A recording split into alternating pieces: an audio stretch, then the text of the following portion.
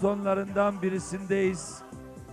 45.'si koşulacak ve bugün çok özel bir gün çünkü Cumhuriyetimizin 100. yılının koşusu. Dolayısıyla hepinizi bu güzel koşuda önce sağlık sonra başarı diliyorum.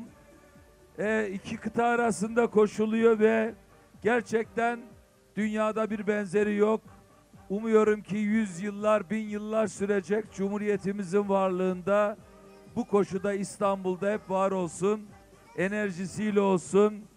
Tabii şunu söyleyeyim, İstanbul aynı zamanda dünyanın medeniyet beşiği. Koşulan her saha, her alan sizlere aynı zamanda çok özel deneyimler yaşatacak. Tabii şöyle söyleyeyim, 15 ülkeden bu sene 20 takımın katıldığı 140 sporcu ile 4 etaptan oluşan uluslararası bisiklet yarışımızı 28 Eylül 1 Ekim'de yapmıştık. Yani maratonun yanına bir de kardeş ekledik. Bisiklet turumuzu Turov İstanbul'a ekledik. Bugün de kurduğumuz bisiklet takımımız öncü bir çıkış yapacak buradan ve kıtalar arası yarışımızı ikilemiş olduk. Yeni bisiklet takımımıza da başarılar diliyoruz. Onların da yolu açık olsun. Koşanlara, izleyenlere, takip edenlere çok değerli, güzel bir gün geçirmelerini diliyorum. Burada değerli Bakan Yardımcımız, Federasyon Başkanımız bize eşlik ediyor. Spor İl Müdürümüz ve İBB ailesinin çok değerli üyeleri bize eşlik ediyor. Ama çok özel bir işbirliğimiz daha var. Bu sene koşumuza İş Bankası da ortak oldu. Bedeli ağır oldu onlara. 100 yıl ortaklık yapacağız bundan sonra. Onlar da İş Bankası da biliyorsunuz, o da aynen Türkiye Cumhuriyeti'nin olduğu gibi Mustafa Kemal Atatürk'ün bize bir emaneti, hediyesi. Hep birlikte bugün Cumhuriyet için, bayrağımız için, milletimiz için, İstanbul'umuz için, barış için ve Mustafa Kemal Atatürk için koşalım. Hepinize çok güzel, çok coşkulu anlar diliyorum. Yolunuz açık olsun, başarılar. İstanbul Büyükşehir Belediye Başkanımız Sayın Ekrem İmamoğlu'na teşekkür ediyoruz. Yüreğimizdeki sevgi ve gururun doruk noktasında bulunduğumuz bir dönemdeyiz. Cumhuriyet'in 100. yılında Türkiye İş Bankası 45. İstanbul Maratonu'nda bisiklet startımızla birlikte başlayacağız. İstanbul Büyükşehir Belediyesi Spor Kulübü bisiklet takımı ilk olarak start alacak. Ondan geriye sayacağız onlarla beraber.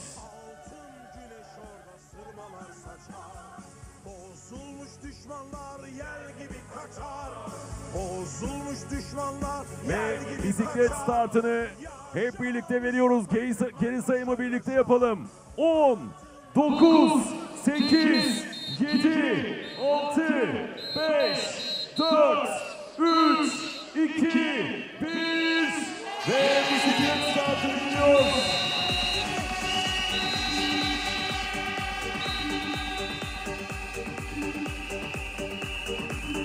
Türkiye İş Bankası 45. İstanbul Maratonu'nda İstanbul Büyükşehir Belediye Spor Kulübü bisiklet takımı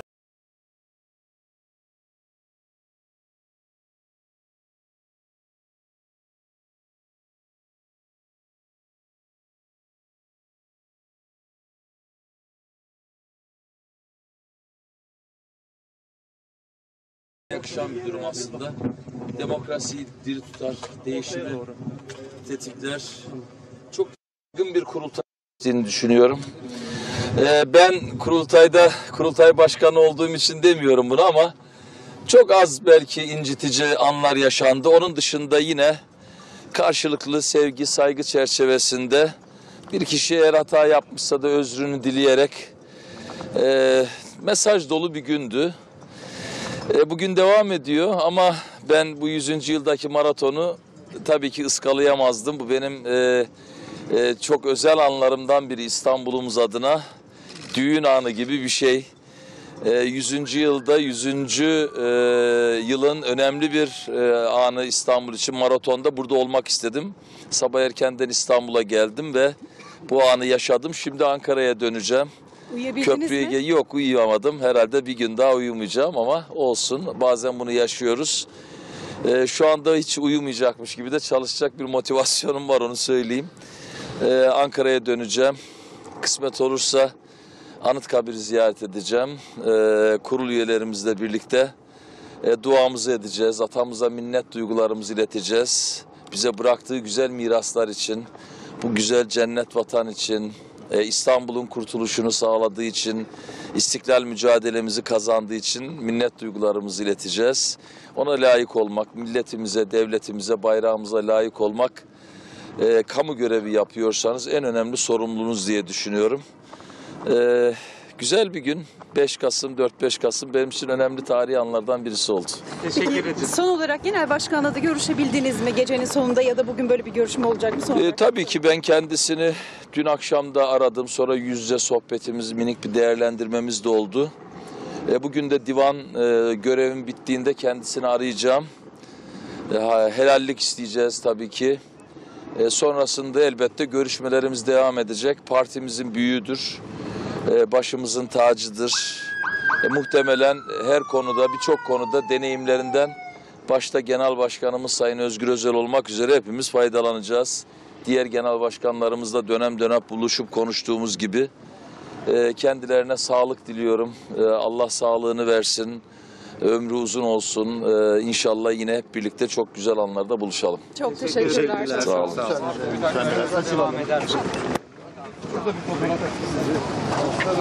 Çok teşekkür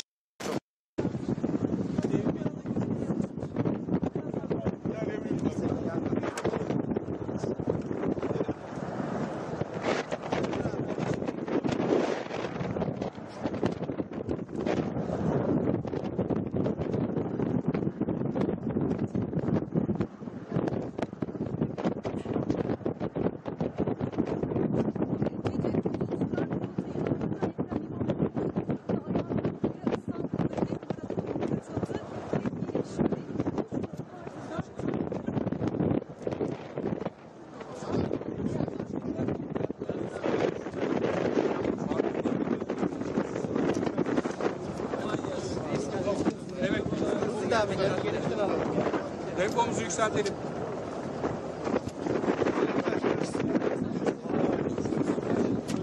Koşuya geçtik efendim. Devam.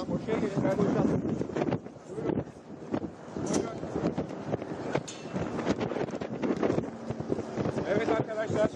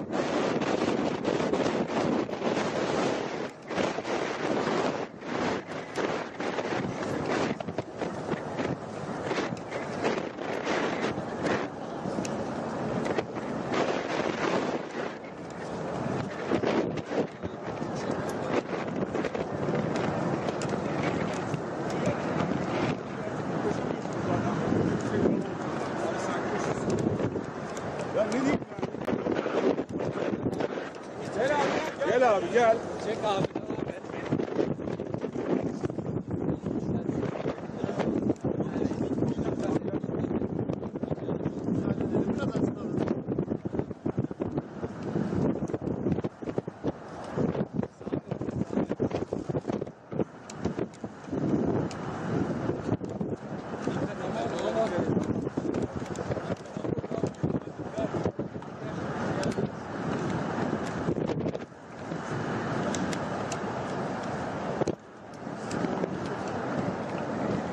18 or 19, because last night, in a rather miraculous event, there was a huge thunderstorm, lots of lightning and thunder, lots of rain, very heavy rain through the night, and that has cooled things down significantly. You wouldn't know it, of course the roads have dried out now, but it has cooled things down significantly. There's a nice breeze across the city too, which may affect the elite athletes, the masses as well. We hope it doesn't affect them too much detrimentally, but who knows? Who knows what the sort of effect the wind will have. Now, as you can see, the wheelchair athletes get underway. Just 8 of them. And yes, there is a slight climb at the beginning. And remember, the New York Marathon, which is also today, goes over the Verrazano Narrows Bridge with a long, long climb up the first kilometre or so to the apex of the bridge. Well, that's similar here today in Istanbul, although it's not as long a climb. It is a gradual rise, and then it flattens out. And then when they come off the bridge at the other end at about 1.5 kilometres, so they have a lovely downhill section, actually a big drop within the space of just a few hundred metres down towards the banks of the Bosphorus, where the roadway follows the Bosphorus southwards for many, many kilometres before a U-turn and heading back up towards the centre of the city and the finish line at the Blue Mosque. We'll show you the course in more detail very shortly, but these wheelchair athletes, well, probably battling a slight wind. The wind is coming from the southwest, so it's probably from their left and in their faces a little bit. Once they get this out of the way, then they will start really shifting. So, the main race due underway in about 12 minutes' time.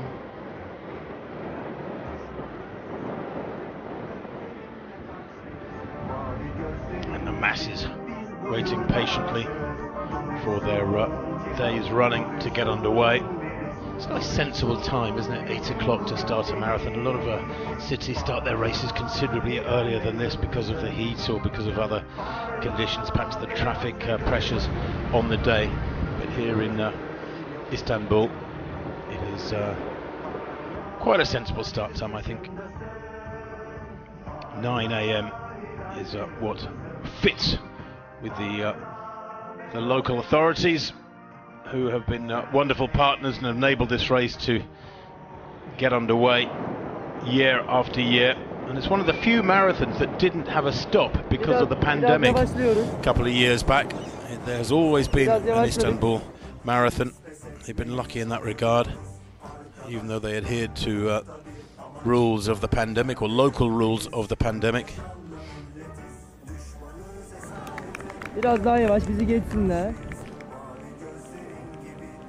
Now this wheelchair field, as you can see, it is quite a few hundred meters up the bridge, not as big as the Verrazano Narrows Bridge in New York, where it is a huge, long climb. I've run that marathon a couple of times myself, and it is quite a trudge up to the top of the bridge, the apex, before you drop down into the western side away from Staten Island and get running. Well, here the climb is not as long, and the athletes, once they get to the top, know that they've done away with just about all the uphill. There is, right in the last 1.5 kilometers, quite a severe climb up to the Blue Mosque and the temple area of the city where the finish line awaits. And even that is about a 38-meter climb, and it's split into two. There's a slight climb, and then it flattens, then another climb, and it flattens again towards the finish line. So while it does slow down the elite athletes, you can see them there in the foreground too, some of the best of the Ethiopians and Kenyans that have been gathered here today, with big hopes for a men's course record. The men's course record, incidentally, in the elite race is 2:09:44. That was by Daniel Kipkore Kibet back in 2019, so some 4 years ago. And it's proven stubbornly hard to shift that record. I think it's partly because athletes are a little bit worried about the hill at the finish, and they don't run aggressively through the middle sections of the race, the latter sections of the race. Partly because of the winds that prevail. And maybe athletes run tactically. The prize money here is fantastic, some $35,000 for the winners. And that is big, big prize money. You take that back to East Africa and you can multiply it several fold in its buying power, quite frankly, compared with most of Europe, for example. And now you begin to see the pace pick up from these wheelchair racers as they head on the downslope.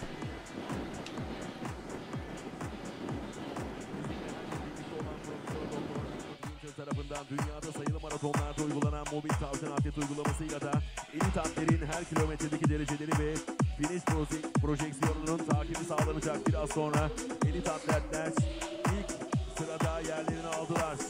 Bu yılda Türkiye Maraton Şampiyonası, Türkiye İş Bankası 45. İstanbul. Well, big gaps have appeared already. That uphill separates the very best from those slightly less able. Now they can enjoy after that hard push. It's a pretty cruel way to start any race, isn't it? An uphill from the start line, but that's what they have to negotiate here in Istanbul. And some cyclists out enjoying the traffic-free roads as well. That's a fairly common sight at major marathons these days. You don't often get to cycle around your capital city with no traffic, but in the window when the roads are shut to motor vehicles, then runners and cyclists alike can enjoy them. So there you see the 2K marker just near the bottom of that tower, that bridge tower. And still on the bridge here, the leading wheelchair athletes pushing really well, really shifting.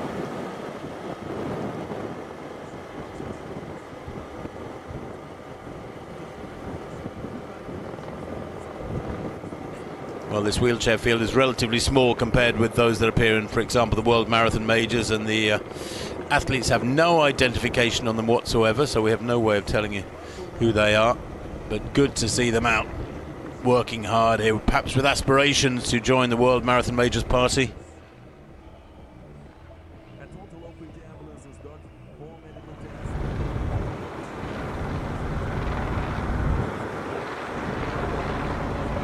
Well, Hamide Dogangung, we think that is, in the lead of that wheelchair race. Looks like he's got it put away already. He's way out in front.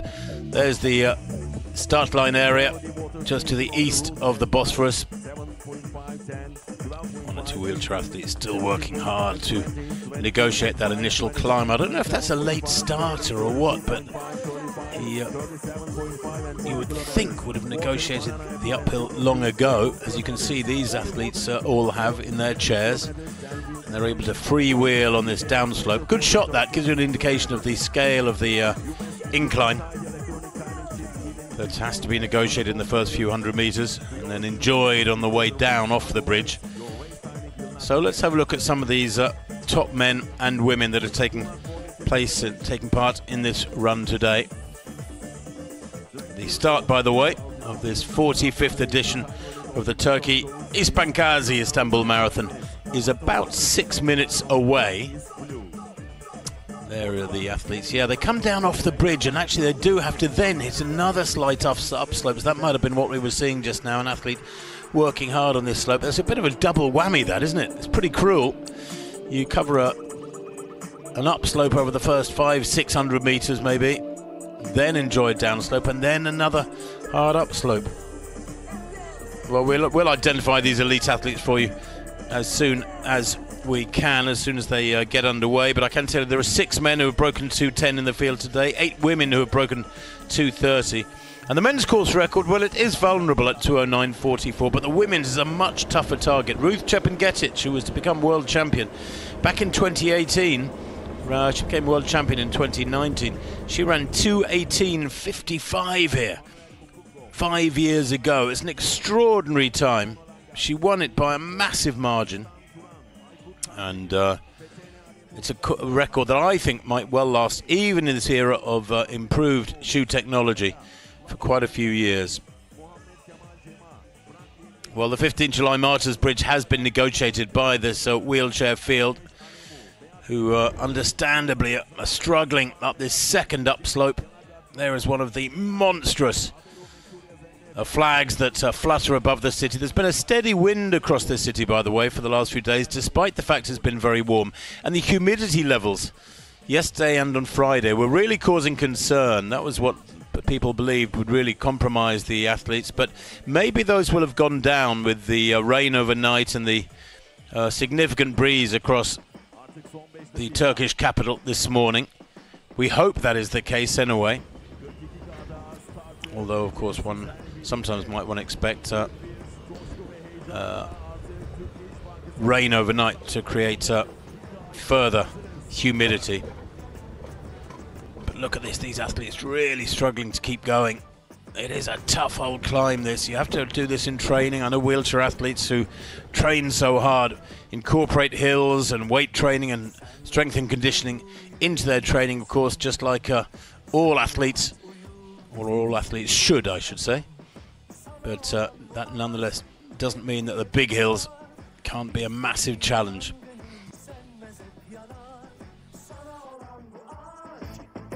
Well, to left of picture you can see the elite field.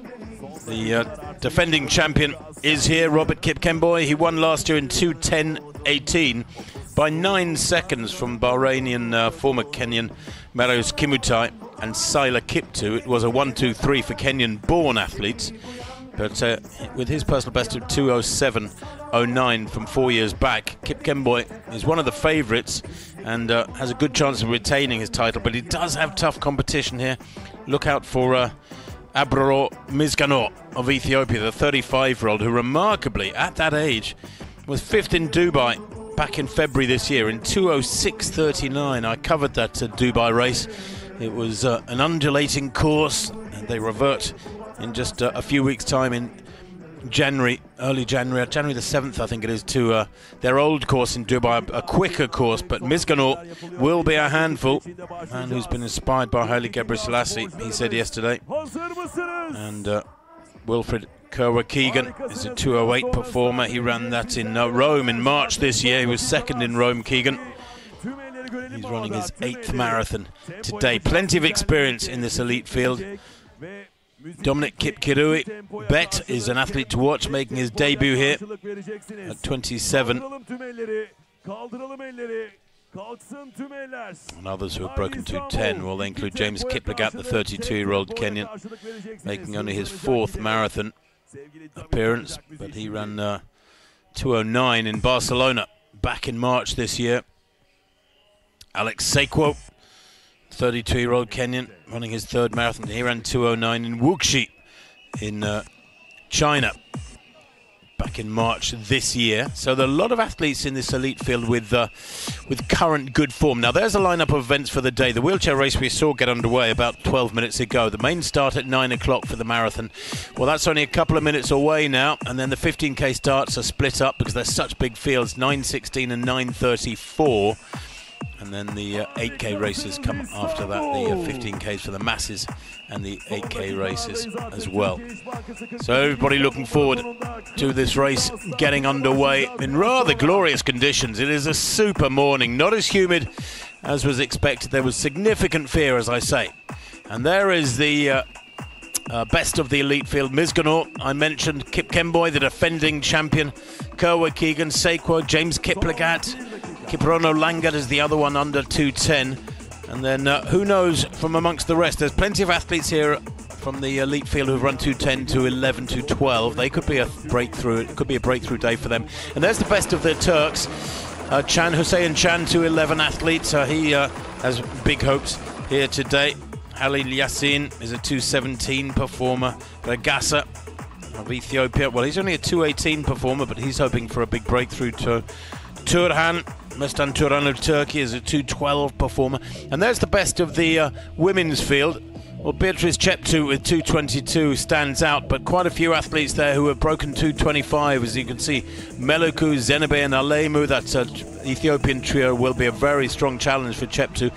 Valentina Mateko and Jelagat Rono and Maina, along with Limene, also well under 2:30. And then the Turkish contingent on the female side is very, very weak indeed, because so many top Turkish athletes want to run on as fast a course as possible, a super fast course. And so there are many of them who opted to run in Valencia in Spain in a few weeks' time, where of course times do get very, very fast because it is such a quick course, conditions conducive to great performances there, and they have actually turned their back on their own domestic capital marathon. It's an unusual step, but the organisers here understand it. And away they go. The athletes underway here at this 45th edition of the Turkey Aziz Bankazi Istanbul Marathon. And they are flying for their first couple of 100 metres, leading through to the toll booths, and then they start that gradual long climb up towards the apex of the bridge. But the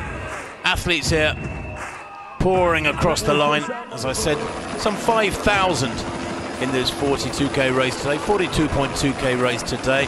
What a sight that is. What an achievement it is to shut off one of the great bridges, one of the great arteries between continents and the global scene. I'm sure traffic will be pouring across it once again soon after midday, and all the athletes have long departed this area. But it is a logistical genius move to get this race starting in Asia, passing over the bridge of the Martyrs of the 15th July, and then into Europe.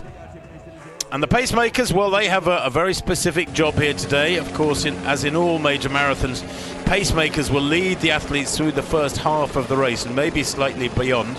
In the men's field today, there are 3 pacemakers: Laban Kipkemboy, Franklin Ngelel and Michael Mutai, and their job is to get the best of the elite field on the men's side through to halfway in about 63.30. That is the target. I think it's a bit ambitious because that would be 2:07 pace, but it does set them up for a decent shot at breaking that course record of 2:09 set in 2019. Well, there's the some of the best of the Turks. Halil Yassin, we saw just there, the 24-year-old, who was 9th here back in 2020. That was his debut. He ran 2:23, but he ran 2:17 in Rotterdam earlier on this year. Now, the 15th July Martyrs Bridge, why is it called that? One of the 3 suspension bridges, top 3 suspension bridges in the world.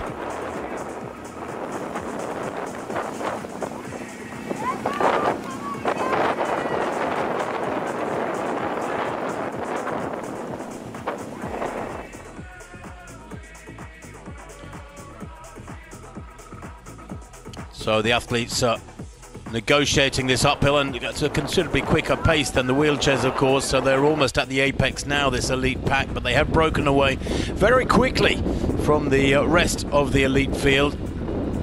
And Michael Mutai right in the centre there in the blue, the 40-year-old pacemaker, has a best marathon of 2:12. That was in Nairobi back in July this year, although he has run 11 marathons between 2015 and 2023. All his best times coming at altitude, can you believe? Imagine having to run all your marathons at altitude, not getting a chance to race in some of the big marathons at sea level around the world.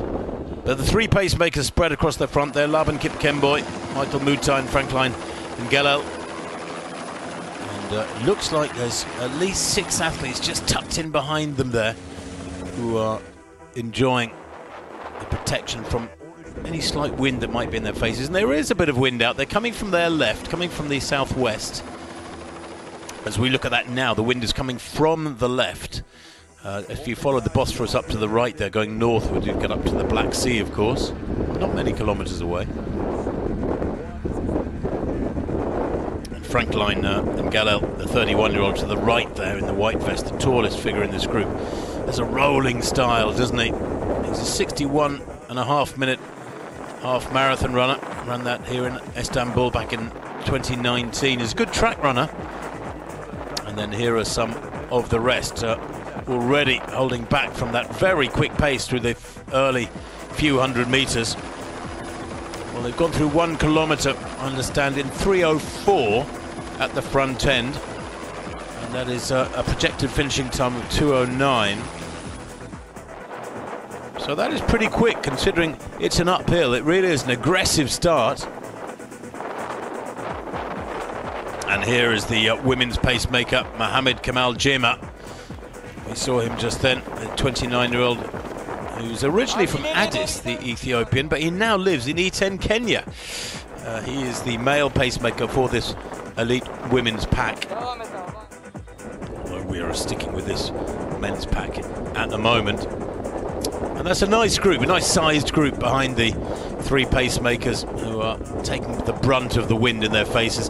And let's hope that this pack can work together and produce an aggressive second half. There's a bit of a tradition in this race for things to slow down in the second half, and the chances of sub 2:10 times or really quick times just slipping away. Another technical meeting last night in the Athletes Hotel. There was a lot of emphasis put upon the need or the urge to run hard through the third quarter of this race in particular. Now they're on the downslope, as you can see, and able to enjoy freewheeling, so to speak, down towards Europe. Imagine that, Asia behind them, running towards Europe.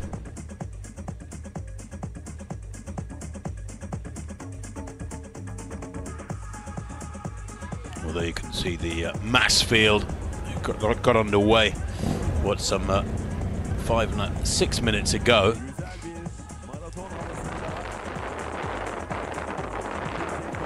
Here's that elite women's pack. You can see there Janet Jalagat-Rono nearest the camera in white. In the orange is Beatrice Cheptu.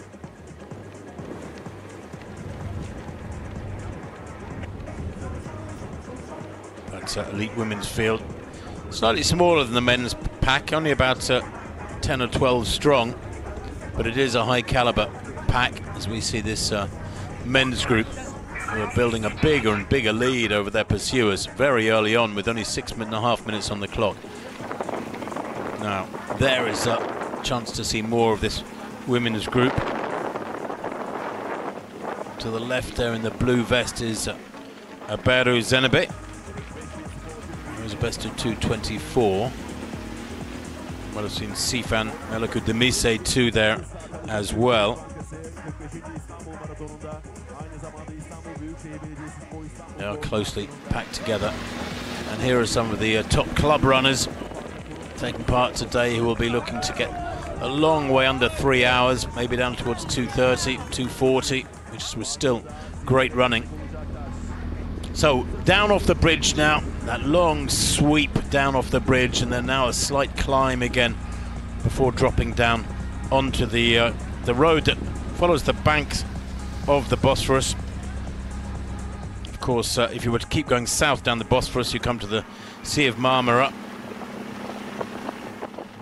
Indeed, much of the course effectively faces the Sea of Marmara. It's only the first 10 or 11 kilometers that is really along the banks of the Bosphorus, and then when they start heading more westerly in the second half of the outward journey, where they turn at 26 kilometers, then they're running along the Sea of Marmara coastline.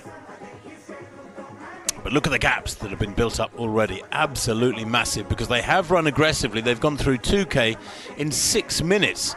So that second kilometre was at 2:55. Of course, that was coming down off the bridge, so you would expect it to be quick on that downslope.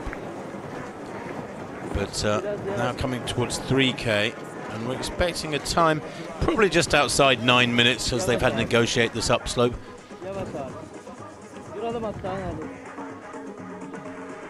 There is the women's pack. You can see Lina Ceruto there as well. Lina Ceruto, the 28-year-old, making her debut, and she hasn't raced this year. Indeed, even last year, she only had one cross-country race. We're so used to seeing these hordes of East Africans, Kenyans, Ethiopians, Ugandans, Tanzanians racing on the international circuit that it's very easy to forget that there are thousands of great runners back in Kenya and Ethiopia who just don't get the chance to travel abroad. They don't get the chance to race in foreign countries and earn money. And when they do get an opportunity, they are so excited. It's a massive chance for them to change their lives, because if they can travel to a major international road race, win a few $1,000s, take that back to the Rift Valley, to their rural communities, you can multiply the buying power of that money many, many times. And hence the excitement for many of these athletes making their debut in this race today and in other races around the world. And that includes Lina Ceruto. She's had very limited racing opportunities. And others, well, they're not really racing so much as taking part and getting it done. It's great to see everybody out there, all shapes and sizes. Athletics, running is the most welcoming of sports, the most accessible of sports. Well, the elite field have come down off the bridge now, and past 3K. They've gone through 3K, by the way, the lead men, in 9:04. As I said, I thought it would be just outside 9 minutes, so that third kilometre was a 3:04. And they can now, having negotiated the uphill and then the downhill and then another uphill and another downhill over the first 3 kilometres, they can settle into more of a rhythm. It's a little bit distracting, I suppose you could say, when you've got the first 3 kilometres with those undulations.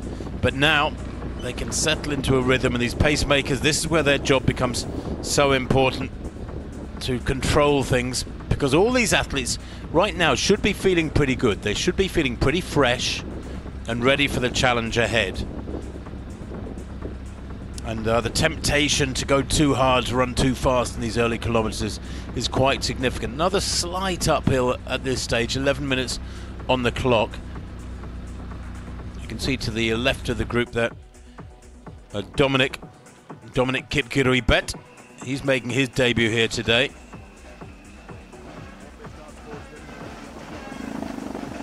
He's had a couple of half marathons this year, including a 62:40 personal best. That was back in June in Albacete in Spain.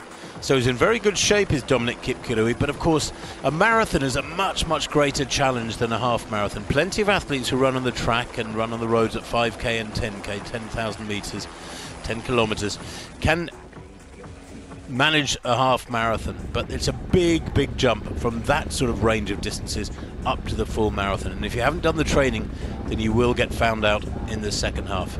Abraor, second to right there, very much amongst their favourites. Abraor Miskanor of Ethiopia, the 35-year-old, has run a 2:06 marathon, but no other fast times at other distances. Here's that elite women's field. As you can see, they have got 1 or 2 top Turkish athletes with them. But back to this men's lead pack, who enjoy this downslope now. They go through 4 kilometres there, and we'll get a 4-kilometre split.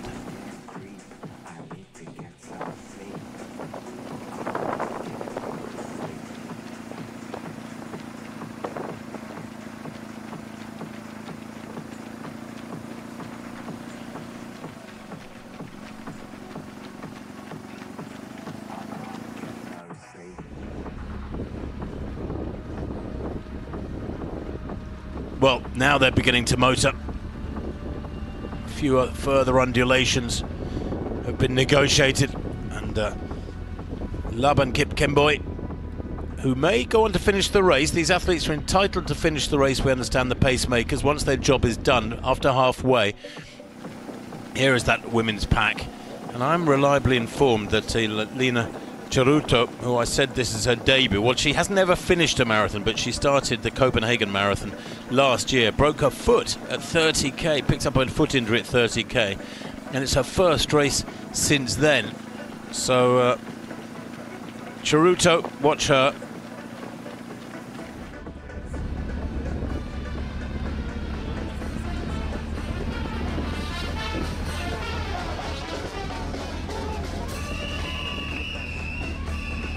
So there they go through 4 kilometres. They've gone through, the men, in 12:21. So there was, that second climb really took its toll at 4K. 12:21. That 4th kilometre was the slowest of the race by a big margin, a 3:17. I think it was a bigger climb than the initial one going up the bridge to reach the apex of the bridge. Well, it's nearly quarter past 9. The elite athletes have been running for some 14 minutes, and it's time for other races to get underway. At 9:16, the first wave of the 15K gets underway. Remember, in the 15K, there are thousands and thousands of competitors. The 15K has some 8,000 in the corporate run, and then 15,000 in the public run. Those are the 2 waves.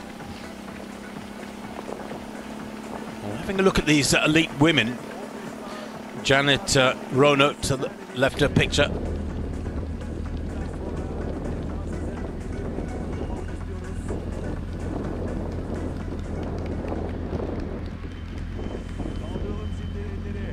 The 5K there, they've just gone over the 5K mat in 15:05, this elite field, so they are spot on at 3:01 per kilometre.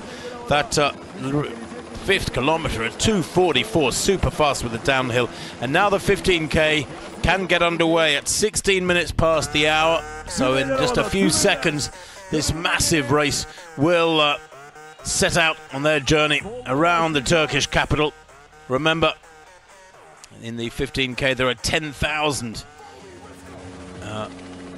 in the first wave, and then 15,000 in the 8K corporate run and 15,000 in the public run, making a total on the day of some 45,000 participants in Istanbul. Turkey has got the running bug, there's no doubt about it. 3 weeks ago I was in Ankara for the first international half marathon in that city, Runkara it was called, and organised by Victoria Blythe and a brilliant team in the Turkish capital, just a few hundred kilometres north of here.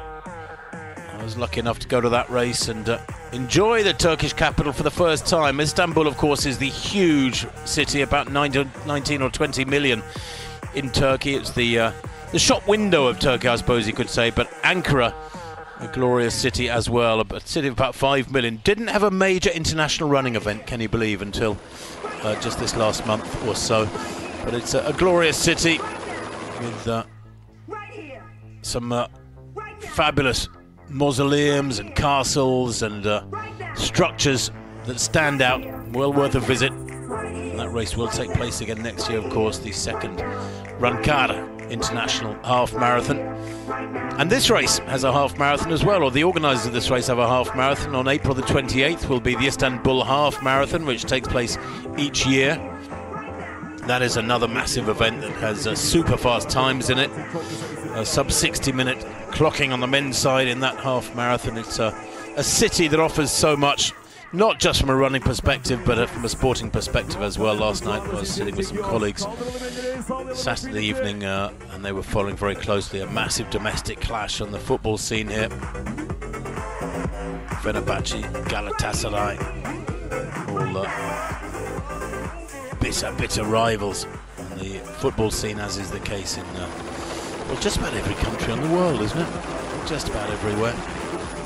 And running is everywhere too. World Athletics, of course, have ensured that athletics and road racing is a truly global sport.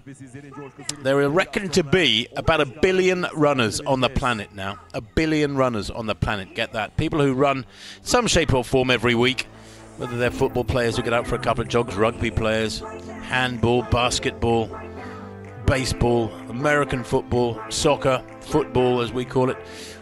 Whatever your sport, you have to do some running, and it's good for the soul, it's good for the heart, literally, and more people taking it up. And as you can see, this first wave of the 15K here in Istanbul about to get underway. They're actually a minute or two late now. They should have got running a couple of minutes ago. As we see this elite men's field, they've gone through 6K now in 18:03, so that was a 2:58, that 6th kilometre. They are shifting really nicely, and at the moment they're on a schedule for about almost exactly 2:07. So they're building up a bit of a cushion here. I wouldn't call it extravagant running, because the pacemakers are doing a good job, and they are tanking along very nicely, as you could say. There is considerable wind out there. Look at those flags behind them blowing in the wind. And these pacemakers doing a good job of protecting the main pack. And then we can go back to these women, and you can see Valentina Matejko in the yellow there, the light yellow. She is a 27-year-old Kenyan who ran 2:25 for 2nd place in Copenhagen earlier on this year. And that was her debut race, so a very exciting talent is Valentina Matejko. She will be running, of course, with her husband Felix Ndiema and her child Adresha Chepkore Kibet. very much in mind. And look out too for Zerfi Limene in the blue, in the dark blue in the centre of that women's pack. Zerfi Limene, the 26-year-old, she's a 2:26 performer, running her 3rd marathon of this year.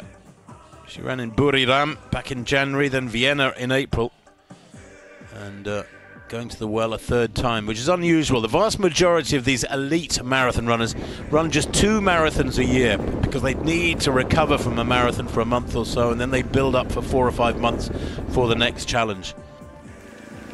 There is Zerfi Limene in that blue vest with a jagged green pattern on the front of it. Ran 2:26 in Paris 4 years ago now, but is she in good shape today? She has run 68:10 for a half marathon. She's a really high caliber performer as Limene. There are the splits for the elite men at 5k. James Kiplagat, Dominic Kipkirui, Abro Mizganor are the leaders amongst the racers. Of course, the pacemakers doing a good job. Laban Kipkemboy, Franklin Ngelel and Michael Mutai. But 15:05 at 5k, I think I gave you that mark, and 15:06 for some of that pack as well. The pack, by the way, I've gone through 7k now in 21 minutes exactly. That was at 2:58, so they are shifting at the front end of that men's field. These are quicker splits than we've seen before for the early half. We're looking for around 63:30, 63:40 for halfway for this men's field, but at the moment they are really shifting. I mean, just going back to my charts, they've gone through 7k in 21 minutes exactly. That works out at, for the full distance, 2:06:35. So they are running very aggressively, and we may yet see a course record here today. Pacemakers doing an almost perfect job. We were looking for around 3:01 per kilometre, and they've gone through 7k in 21. So you don't need to be a mathematical genius to understand that they are running at 3 minutes per kilometre. This elite women's field, well, I'll bring you splits for them as soon as I can. But there we see the 15k get underway. Now, that is a few minutes late. I don't know what the reason for the delay was, but of course organisers have to consider health and safety. It's absolutely critical, and they have to get checks. They have to get messages back from around the course that the course is traffic free and that it's good for the athletes to be released onto the course. You cannot play down the safety factor when you've got thousands and thousands of runners pouring along the road, because if there were any obstacle, any problem on the course, only the first few dozen would see it, and they would stop, and then you'd get hundreds and hundreds, if not thousands, behind them, building up pressure and bumping into each other, and you could get a crush and you could get a real problem. So very, very sensibly, it looks like the organisers have been cautious here this morning and got this 15k underway, albeit about 5 or 6 minutes late. That doesn't matter. Safety, far, far more important.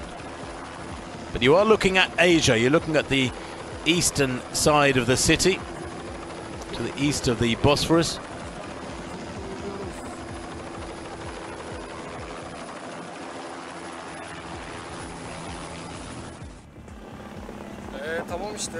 Well, I can tell you that the women have got to 5k in 17:28, and 17:28 for that pack. You can see Cheptu, Maina, Charuto, Mateko, Rono, and Mestan is one of the Mestan Turan is a 2:12 performer. I think he's there in the white t-shirt, maybe just pacemaking the top women. And Gulzanat Zanatbek of Kazakhstan is also up there. She's just a few seconds behind this main group, but that's a nice big women's group, as you can see at 5k. Cheptu, Charuto, Maina, Mateko, Wagnesh Alemu, Sifan Malaku Demise. So all the big names up there as expected. On this men's field, well, enjoying good road surface.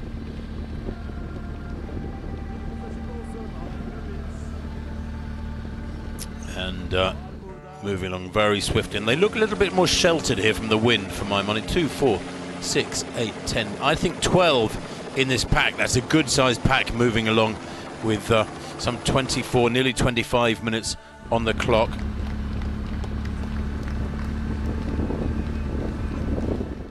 They've gone through 8k in 25:05, so that 8th kilometre a little bit slower. In fact, 8k, just checking, 24:07, excuse me. My eyesight failing me. 24:07, so a 3:07 at 8k. That was their 8th kilometre split, and they're at about 8.5 kilometres now. Now the problem is, for anybody that peels off the back of this group, is it's going to be a very, very lonely race. Only 25 minutes on the clock. Here we can see the lead women in the orange. There is Beatrice Cheptu. She has only run marathons. Cheptu starts here as one of the favourites with a personal best of 2:22. She comes from Eldoret, and she said yesterday she's self-coached, but inspired by her brother John Tanui. She's married to Amos Lagat. Has a couple of kids, Brian 4 and Sharon 10, and she's an Arsenal fan, supports the London Football Club Arsenal. As Mohammed Kamal Jaimat left her picture, has done a great job to take them through these early kilometres. 17:28 at 5k. Well, just checking what sort of time that would bring them home at. That would bring them home in about 2:27, so a nice, conservative, sensible early pace in this women's race.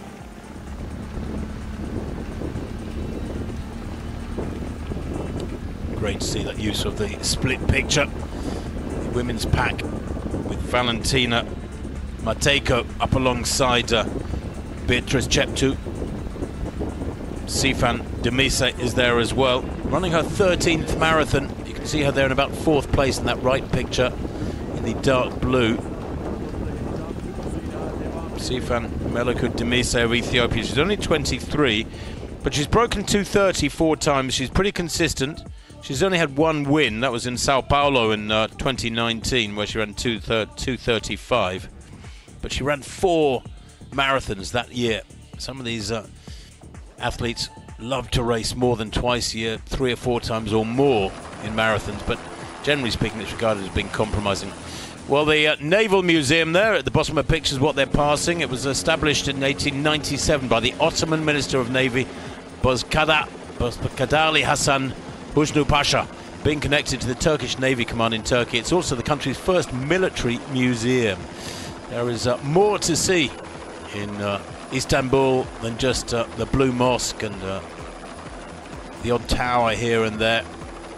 It's a city that boasts a vast array of cultural artifacts. Indeed, I mentioned earlier that it's like a city where you can peel away the layers of an onion. There are so many different empires, so many different cultures have tried to take over the city of Istanbul over the years, or Constantinople as it used to be called, over the centuries.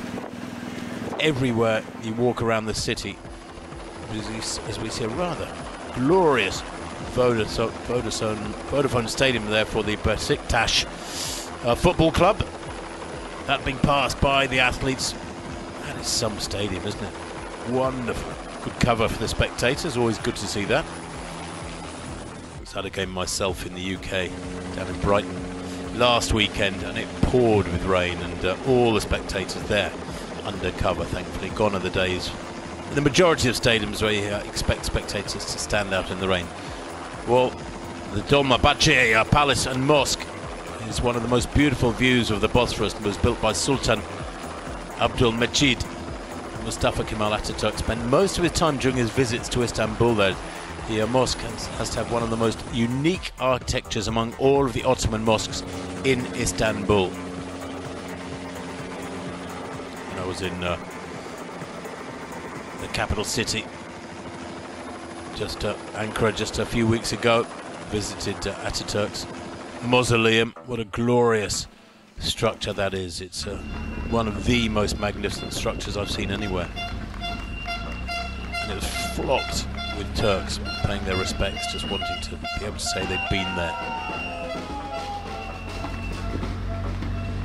So this men's field still moving well. Remember, there's thousands and thousands who will be in their wake very soon. They've gone through 9K in 27:04, so that 9th kilometre was at 2:56. I wonder if the organisers are worried they're going a little bit too quickly, because they are flying through these early kilometres here in Istanbul, and at the moment on schedule for something very special indeed. This women's pack, well, they look like they might have lost their pacemakers, although I suspect that Mohammed Kamal Jema, who's due to take them for most of the distance, is just tucked out of picture. The Galata Tower, one of the most glorious sites in the city, located in the Beyoğlu district. It was built in 1348, can you believe, as a watchtower as part of the walls of Galata. The tower is currently being used as an exhibition place and a museum. It is massive. I've been up against it, walked around it last year. It is a quite magnificent structure. You can see it from most of the city. It stands out even amongst all the modern skyscrapers and huge tower blocks that the city can now boast. A Galata Tower, one of the really legendary structures of the Turkish capital. So a drink station for the men to left of picture there as they go through 10K, and that 10K time 30:06. It is spot on. The pacemaker's doing a fabulous job in the men's race, tugging them along at a good steady tempo of almost exactly 3 minutes per kilometre, just inside 3 minutes per kilometre in the last few kilometres. That 10th kilometre incidentally was a 3:03. There's a lovely shot of the city, Yüzyılın Koşusu.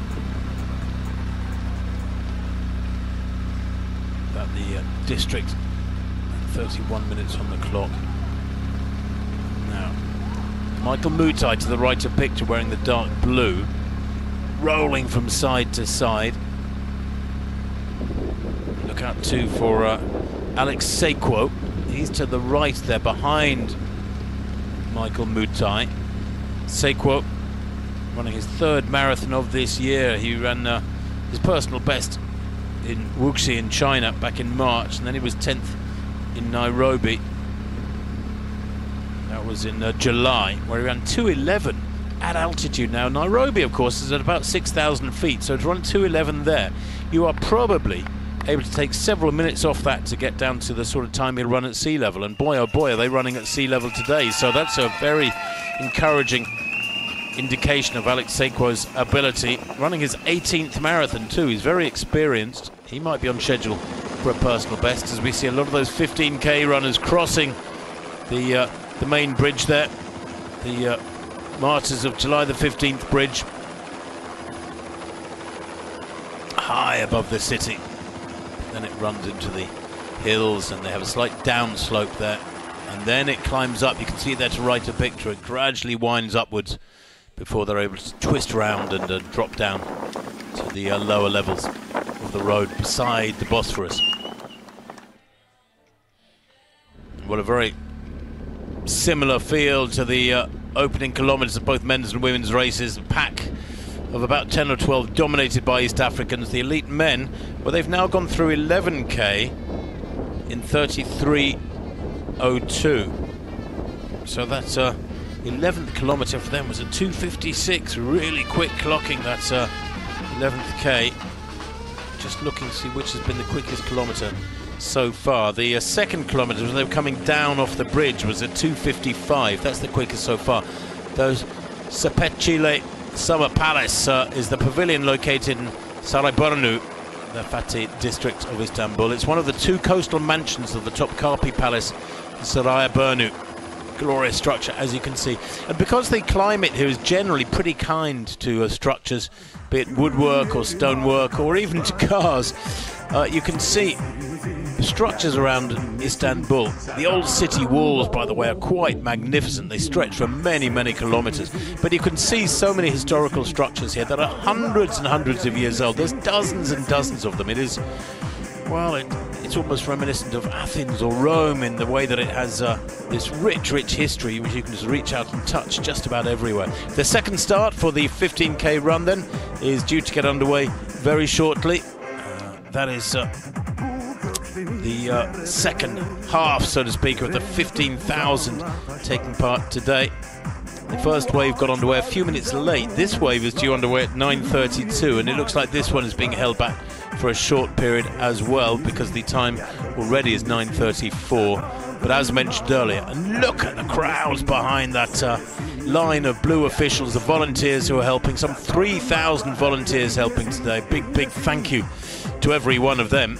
Races like this, events like this, simply could not take place without their assistance. But that is a massive crowd in this second wave of the 15K here in Istanbul. The Türkiye Bankazi Istanbul Marathon taking place today in what are just about perfect conditions. There's a nice breeze across this city because there were concerns over the last few days that temperatures would be high with high humidity, but that's not the case.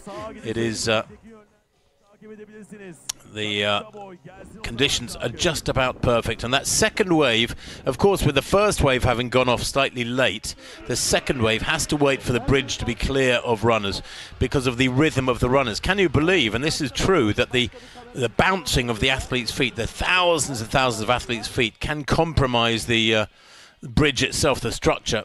So they have to get the first wave of runners off the bridge before the second wave can move onto the surface of the roadway and across the Bosphorus. I'm sure all engineers and architects will tell you more about that. But basically, it's a health and safety issue, and you cannot have 10, 20,000 runners bouncing up and down on a bridge, because imagine the effect it would have, especially a suspension bridge.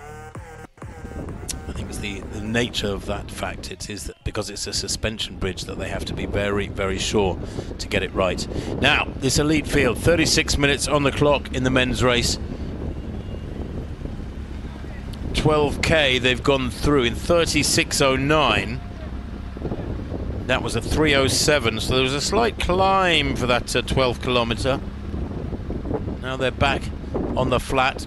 Still Franklin Ngelel to the left there, who is, as I said, a 61-minute half marathon runner. This year he was 13th in the Nairobi half marathon in 62:15. That's not bad at altitude, is it? And he won the Izmir half marathon back on the 10th of September, just a few weeks ago, about 8 weeks ago, in 64:40. So Ngelel, who leads at the moment there to the left of picture, is in very, very good form. He has run 7:38 for 3,000. That was back in London in 2017. And yet he never really moved on. He also ran 7:42 in Rabat in 2017. But his best 5,000, well, it's fairly modest, 13:32. You'd think with 7:38 he'd be capable of running around 13 minutes for 5,000 and a long way under 28 minutes for 10,000. But his best 10,000 is only 28:48 in Nairobi. His 5,000 best of 13:32 was at altitude in Nairobi. But you almost feel like at the age of 31, he's an athlete who missed his moment. If he ran 7:38 7 years ago, or 6 years ago, why on earth didn't he push on and run great track times at other distances? There's the Topkapi Palace, magnificent structure. It was built by Sultan Mehmed II between 1460 and 1478. Can you believe that structure is pushing on for 600 years old? In the 15th and 16th centuries, it served as the main residence and administrative headquarters of the Ottoman Sultans. This palace, with its historic buildings, collections and nearly 300,000 archived documents, is one of the largest museum palaces in the world. You can see that, can't you? Huge, huge palace, the Topkapi Palace. Well, back to today and back to the racing. And they're still moving really well. And there he is there, Mohammed, the pacemaker, Mohammed Kamal Jema, as expected. We hoped he'd take the most of the way. And the second wave of the 15K gets underway. The officials and volunteers just getting out of the way in time before getting crushed. And then the thousands pouring through this start line now. Remember, there are a total of 10,000 running the 15K. The first half of that 10,000 got underway about 10 minutes ago. The second wave now gets underway. And they were due underway at 9:32, so they're just a few minutes late. It matters not, they're about 6 or 7 minutes late. But it's not like they're standing around in the rain and it's cold. The conditions are rather glorious here in Istanbul. It's about 15 degrees centigrade, something like that at the moment in Istanbul. It's just about ideal for running marathons. Well, I'm being told it's 19 degrees, but it certainly doesn't feel it here in our little marquee by the finish line up near the Blue Mosque. But anything below 20 is good running conditions. Once you get into the 20s, then for a marathon it's certainly not conducive to great racing. But let's hope the temperature doesn't climb too fast today, because the men in particular have set out at a super fast tempo. They've now gone through 13k in 39.25, and that last kilometre, the 3:16, so there was an upslope there as well. They have got a long way to go. They're quite some way from a third of the distance covered just yet. Now, is this one athlete who has dropped away from the pack?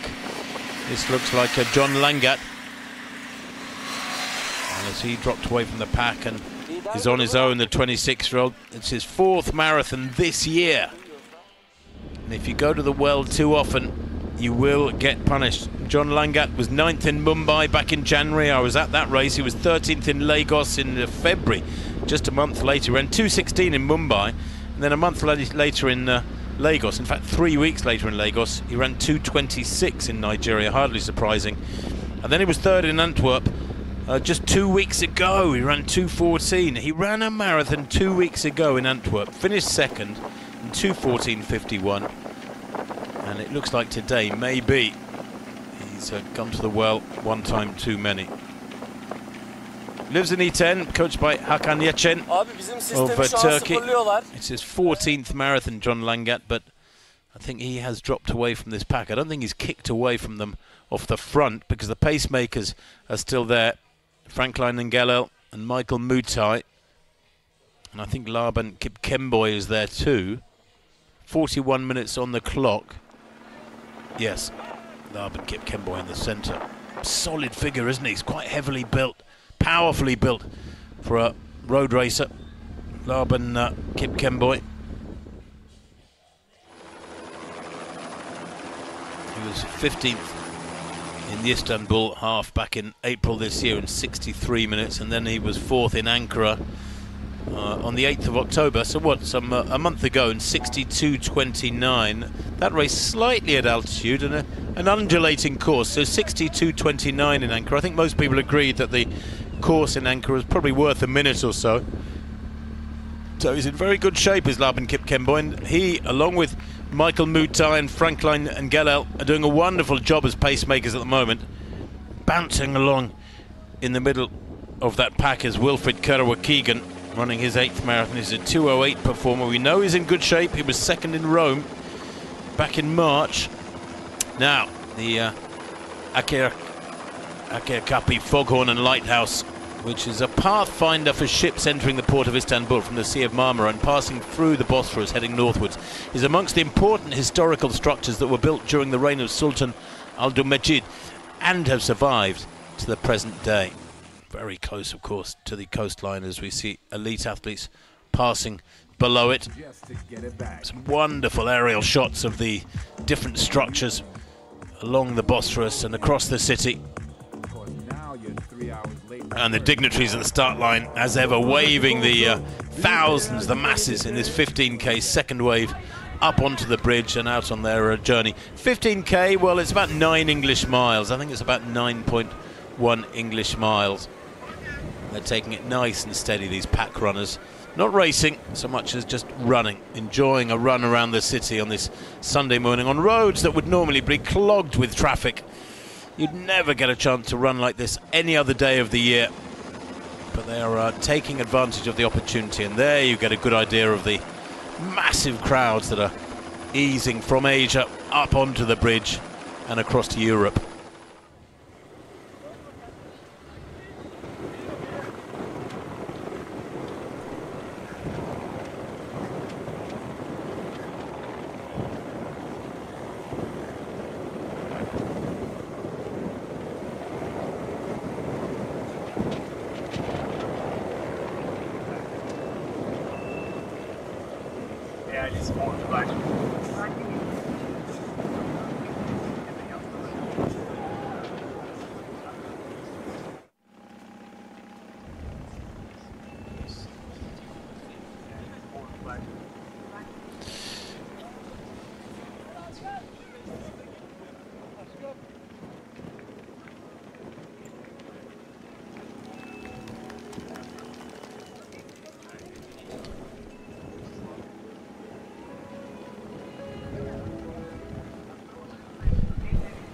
Yes, the race looking like it's unfolding really well in both the men's and women's elite races.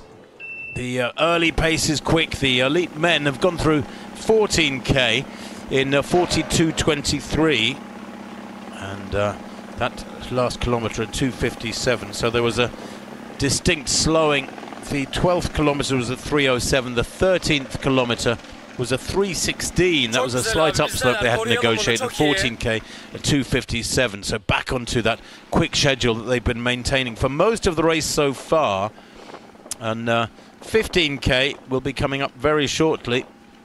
They've actually gone through 15k now, and we're waiting for that time to come up. The elite women, well, they're a kilometre or so further back down the road, of course. And to the left of picture in the orange and blue, Lina Ceruto is looking very relaxed indeed. Limited racing experience, Ceruto. Comes from Eldoret but lives in E10, just a few kilometres away. Coached by John Iwoy. Trains in a big group and is married to Peter Kwemoy. Now, the Little Hagia Sophia Mosque, isn't that gorgeous? Isn't it beautiful? The building, which was built as a church by Justinianus and his wife Theodore, was converted into a mosque during the reign of Bayezid I, and is one of the favourite structures of domestic and foreign tourists today. And you can see why. It's cosy, isn't it? It's a glorious little building. Some of the mosques are huge, magnificent structures. That one has got a real cherished feel to it. Small scale. Well, now the athletes have gone through 15k in this men's race in 46.42. And that last kilometre at 3:07. So it's seesawing a little bit, but the athletes now crossing through 15k and into the 16th kilometre. And then now, really, they've got the Sea of Marmara on their left. They're away from the Bosphorus now, this elite men's field. And they will hug the coastline now, heading southwards down to the turnaround point, which is just beyond 26k.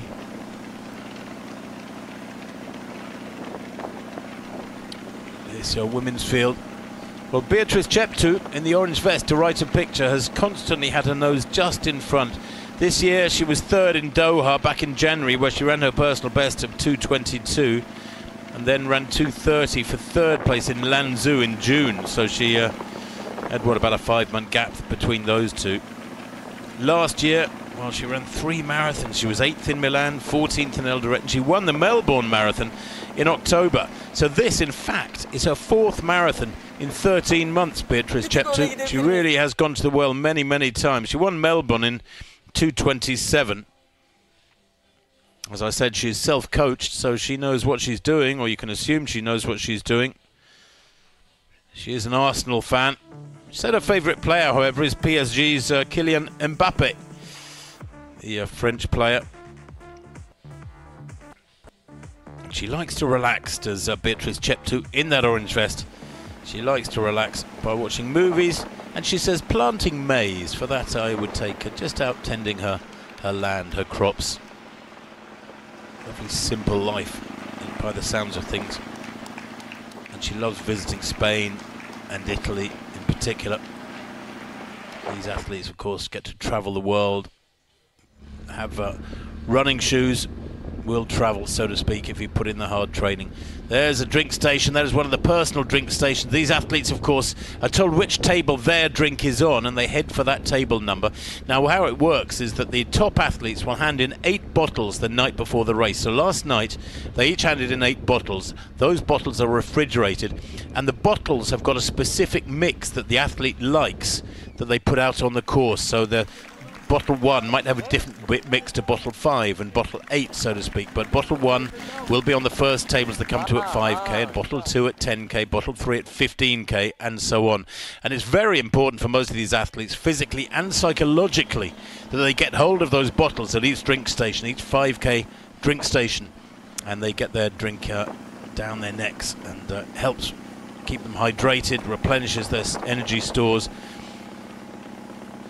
And of course, it's a technology that has improved as well. We talk about marginal gains in sport, how technology has enabled athletes to run faster or or sprint faster, or to row faster, or to cycle faster, and marginal gains, all the tiny little, many incremental elements of improvement that can be made through science and technology, and just the practices of the athletes, getting more sleep, for example.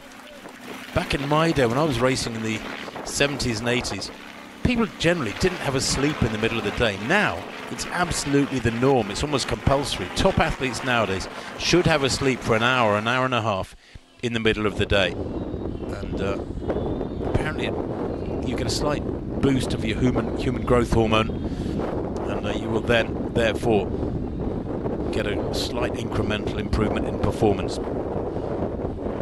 So, 15k done, and 16k now done for this field. They've gone through 16k in 48:33, so that was a 3:03 that kilometre. 15k was 45:30. I think I mentioned another figure, but it was 45:30 at 15k. That was a 3:07, and 48:33, so a 3:03.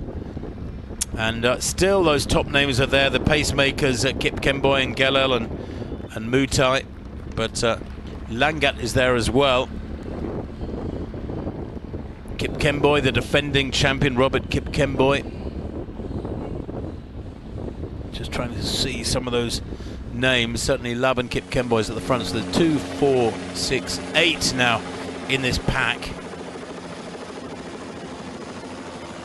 That includes the pacemakers, so it has whittled down from the initial pack of some 12 a few kilometers ago.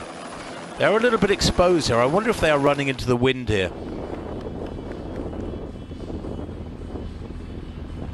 I haven't mentioned Panwell Mkungo, but he's there in the middle of the pack. Panwell Mkungo, the 29-year-old Kenyan who's a 2:10 athlete. He ran 2:10 when he was third in Grandma's Marathon in Duluth in the USA back in the middle of June.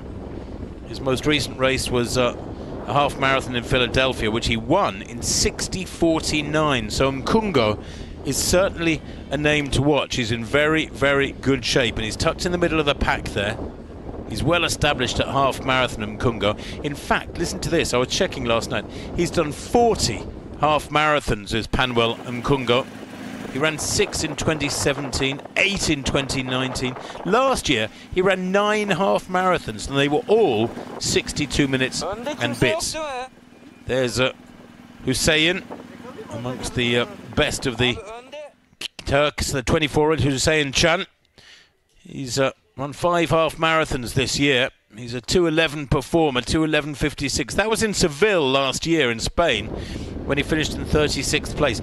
But this is a difficult day for Chan because he's on his own, and you know, with only, what, 53 minutes on the clock, he's got a long way to be running alone and trying to make his own pace. And that's very different to the experience these guys are getting in the pack, where you're running with pacemakers in front of you and you're being dragged along, you're getting help. So for Hussein Chan, the leading Turk, I think, at the moment, it's a really difficult day at the races. He'd almost be better off trying to find a race where there's a pack moving along at about 2:12, 2:15 pace, and he can be running with company. Nobody really enjoys a whole marathon running on their own. Anyway, there are few enough top Turks in the races today. There are just about 0 top Turkish women in the women's race today. Well, Robert Kip Kemboy has dropped off the pace, actually. Just checking, the defending champion, the 35-year-old who ran 2:07 back in 2019.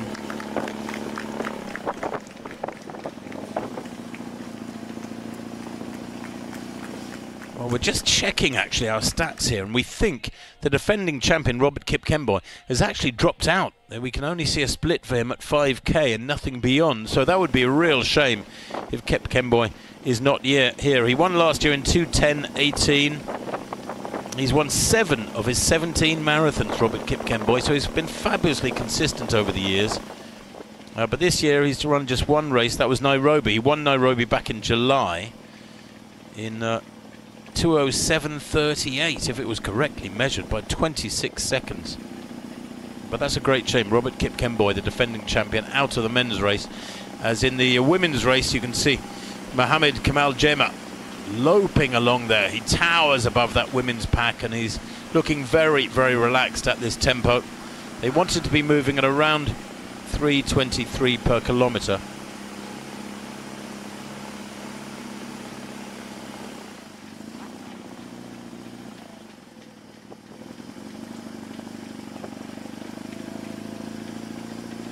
Well, the top women have gone through 15k in 52:17.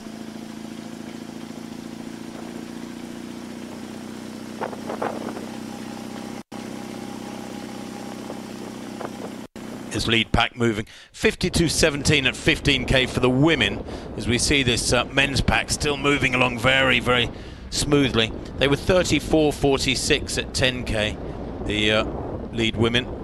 That, I think, is a little bit slower than they wanted. So 52:17 at 15k. I'm just trying to generate an estimate of what that means they'd come home in. Yeah, they're at 2:27 tempo, still moving at 2:27 exactly tempo. And the men, well, 56 minutes on the clock, and they've now gone through 16k in 48:33. In fact, they should be at there's no 17k split come up, by the way, but 18k has just been negotiated, so that will come through very shortly. Part of the old city walls there, that's tower in the background. They stretch for miles and miles. There you get a sense of it. That tower to the left of the picture, it goes very close to our hotel, actually, the hotel the elite athletes are staying in. Now, in places it's crumbling, and of course it's not continuous as it would have been originally, but it stretches for kilometres and kilometres, and it's hundreds and hundreds of years old. There you can get an idea of the old city walls of the city of Istanbul, or Constantinople as it would have been back then, I guess. But aren't they moving well, this elite men's field? This is a really nice shot. This side-on shot, you get an idea of how quickly they are shifting.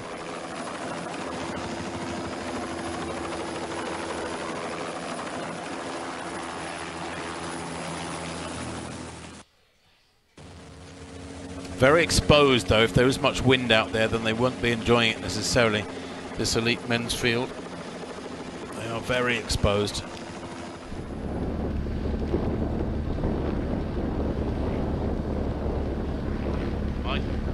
Michael Laban and Frank Line, these three pacemakers, have done a quite fabulous job keeping them on schedule for about 2:07. They're going to get to halfway in, what, about 6 minutes' time, in something like 63 and a half minutes. So they've done a fabulous job. They really have.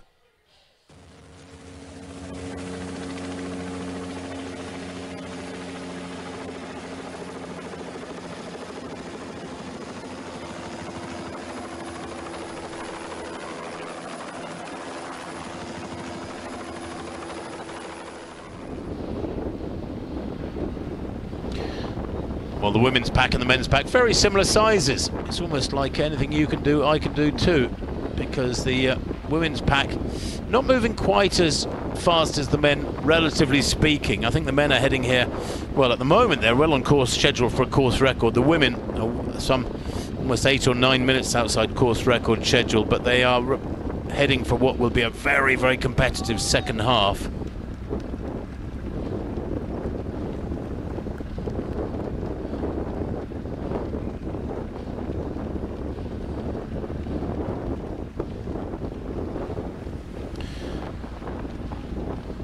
Men's pack, well, hanging together.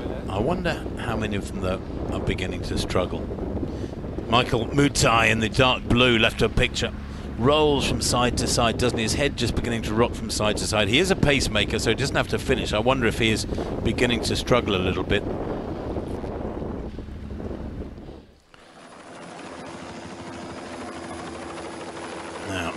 To update you with the splits, the 17k split was 51:48. That was a 3:15 that kilometre. That was a very slow one. Then 18k was 54:55. That means they ran a 3:07. So they have slowed a little bit these last few kilometres. 19k was a 57:57 clocking. That means a 3:02. So getting back onto it. but I think it's probably because they're exposed. The parklands, those green parklands, glorious green parklands between the athletes and the Bosphorus. A lot of that green parkland area, by the way, is reclaimed land for the city. But the men, I think, exposed to perhaps a little bit more wind now. They might be running into a wind. It's one of the worst sections, but it does mean that for much of the second half of the race, they'll have the wind behind them with luck. They're approaching 20k, the men, and here you see the women at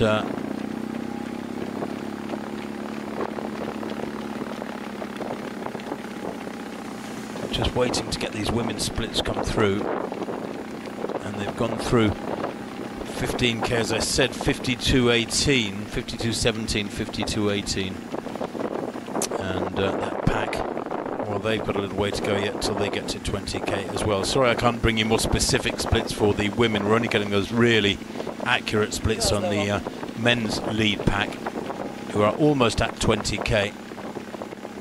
But Veronica is moving well there. Just looking at Veronica Minor.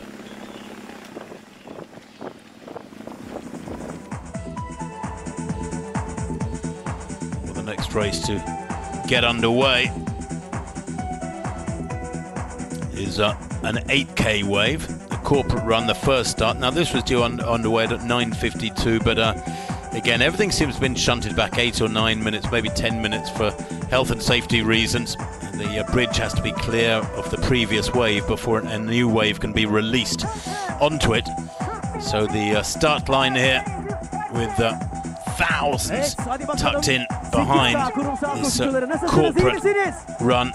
15,000 in the 8k corporate run, and then 15,000 in the public run. But until these athletes have moved off the bridge from the second wave of the 15k, they cannot be, the corporate athletes cannot be released onto the bridge. So this is why they're being held. They will understand that. They will be being told, I'm sure, by the public address system. Now, the men have gone through 20k in 61.10. And that at 3:13. So they have slowed, indeed, each of the last the 17th kilometre was a 3:15, then a 3:07, then a 3:02, then a 3:13. So they are just taking a bit of a breather, the elite men's field, let's hope, and maybe when they get the wind behind them on the second half after the turn at 26k. So 20k in, what did I say, 61.10, just checking what that represents against the clock. 61.10, it means they're on 2:09 pace now. 61.10 at 20k, 2:09 exactly. So they have slowed a fair old bit. The lead pack of men has gradually come back down to something around course record schedule. They're still on schedule for something that could really threaten the course record of 2:08.54 from 2019.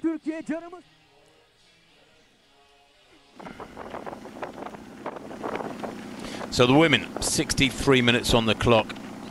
And I mentioned Veronica Minor, the 34-year-old there in the centre, in the white vest. She's had a very strong year. She was second in Warsaw half marathon back in March. And very, very good form too. Back in April, she was second in Zurich marathon in 2:26, her personal best. So she's looking strong. That personal best in Zurich, by the way, I say personal best, it was her debut. So she's heading for in only her second marathon here, Veronica Minor. She is a bit of a half marathon specialist, so she's learning all the time as this men's field enjoys a very slight downhill here.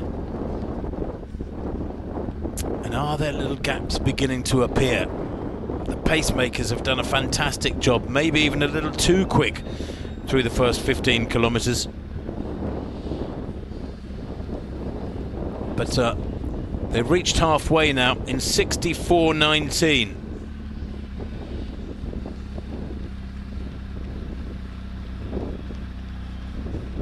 By the looks of things, 20k was 61.10.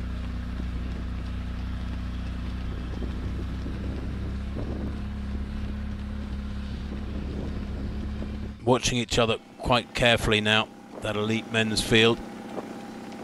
So we didn't get a 21k split, we got a... Just waiting for that half marathon. No, we did get a 21k split. It's just come up. 21k, 64.15. So scrap around that half marathon split I gave you. 64.15, and the half marathon split 64.43. So under 2:10 tempo, and within a shout of threatening the course record, but it has slowed significantly, and I think that's over the last 5k because of the wind in their faces.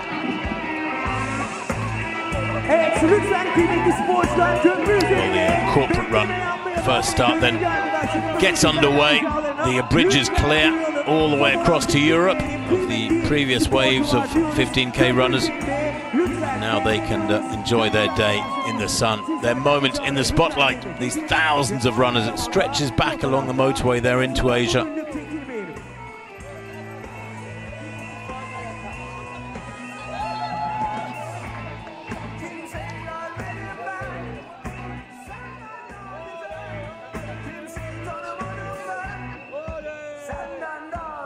Sabancı grubunda sizlerle birlikte şöyle bir el sallar mısınız? Harikasınız Sabancı. Masmavi tişörtleriyle renk kattılar maratonumuza.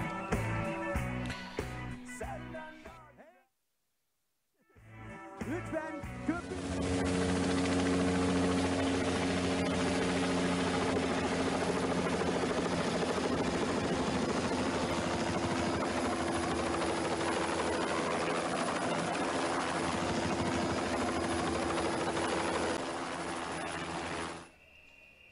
Nobody else in sight. That runner in the background there, left a picture, is a male that they have passed in the last few minutes.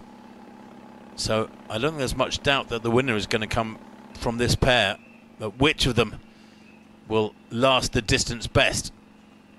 And of course there is that final card up the sleeve, the final trick this course throws at you, which is the climb up to the Topkapi Palace. They take a left off the main road and start climbing immediately, then it flattens out, and then they climb again and it flattens out, and they head towards the finish line in a flat straight line for about 150 meters. But it is a real sort of double whammy in that last mile, that last 1500 meters. Veronica Mena, very stockily built compared with Cheptu. They've got real contrasting builds. Cheptu is that traditional, long, lean appearance, whereas Veronica Mena is more muscular, ideally built for the half marathon. That's her specialist distance. She's done 28 of them. 1:44.52. Now you can see the gap behind them. Well, it's not enormous. 25 seconds back to Worknesh Alemu. She is one of the fastest in the race, Alemu. She's in third place. That's at 30k. And I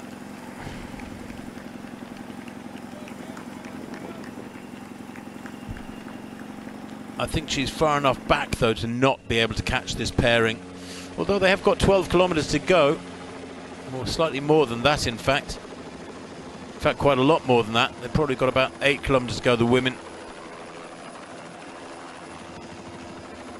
In the men's race, well, Panuel Nkungo has got nearly a minute on his pursuer, Bernard Sang. And here you can see the crowd on the other side, some of them cheering him on as they are heading out on their journey. He's at 36k. In fact, he's past 36k now, excuse me. He's at 38.5k. Just gone through 39, in fact. And his 39k split, 1:59.52. That was a 3:09, so he is suffering. 38k, he ran a 3:07. 36k was a 3:10. He is slowing, there's no doubt about it. And his 36k was a 3:12, so he's averaging outside 3:10 per kilometre now. Now, the most winners, well, 3 times Mogus Taye of Ethiopia won, who in 97, 98 and 99 And double winners, Stephen Langat in 95-96, David Chepkwony of Kenya 2002-2004, Cassini Adile of Ethiopia 2008 and 2009, and then Vincent Kiplagat in 2010 and 2011. So the Kenyans and the Ethiopians have shared the spoils in the vast majority of occasions at this race. And it looks like it will be a Kenyan day at the races today in both the men's and women's races. And in the women's race, well, Adriana Babu of Romania won in 97 and 99. Then Rima Dubovic of Ukraine, 2002 and 2003, she had consecutive wins. Madina Bigtajirova of Russia, 2005-2006. Consecutive wins. Romani Gobena of Ethiopia in 2014 and 2015. And Ruth Chebengecic, 2017 and 2018, the Kenyan. And then she became world champion in 2019 in the sweltering heat of Doha at those world championships. But look at the masses just watching Panuel Mkungo go by. Yep, there's quite a few of them are clapping him, putting their hands together. It's nice, isn't it, when the race creates its own crowd, in effect.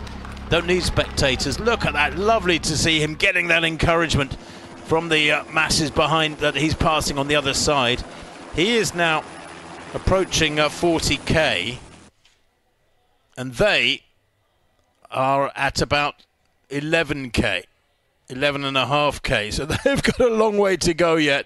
They're going to be out there way through the middle of the day when the temperature will have climbed another degree or two. 2:02 on the clock now, and Panuel Mkungo can smell victory, surely. He's looking superb.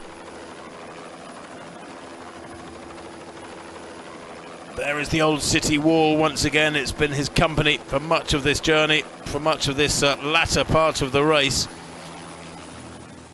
But he is surely now almost home and dry, barring disaster. There is part of the old city wall once again that would touch the water.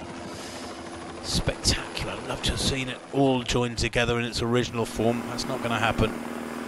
But in the women's race, place your bets, folks, because it could be either of these two. Beatrice Cheptu in the orange or Veronica Mena in the white vest. Very different builds, both tucked in for many kilometres now behind Mohamed Kamal Jema, who has done such a good job. He's still bouncing along, looking comfortable, isn't he? I don't know whether they've been talking to him or not, trying to get him to run to their needs. But I think he's probably getting it right and running around 3:23, 3:24 per kilometre. And at 35k, Beatrice Cheptu 2:01.52. As we see Panuel Mkungo, who must know now that victory is his, barring disaster. That split 2:01.52, by the way, at 35k. For the lead women, means they're on about 2:26.5 schedule. They have speeded up a little bit.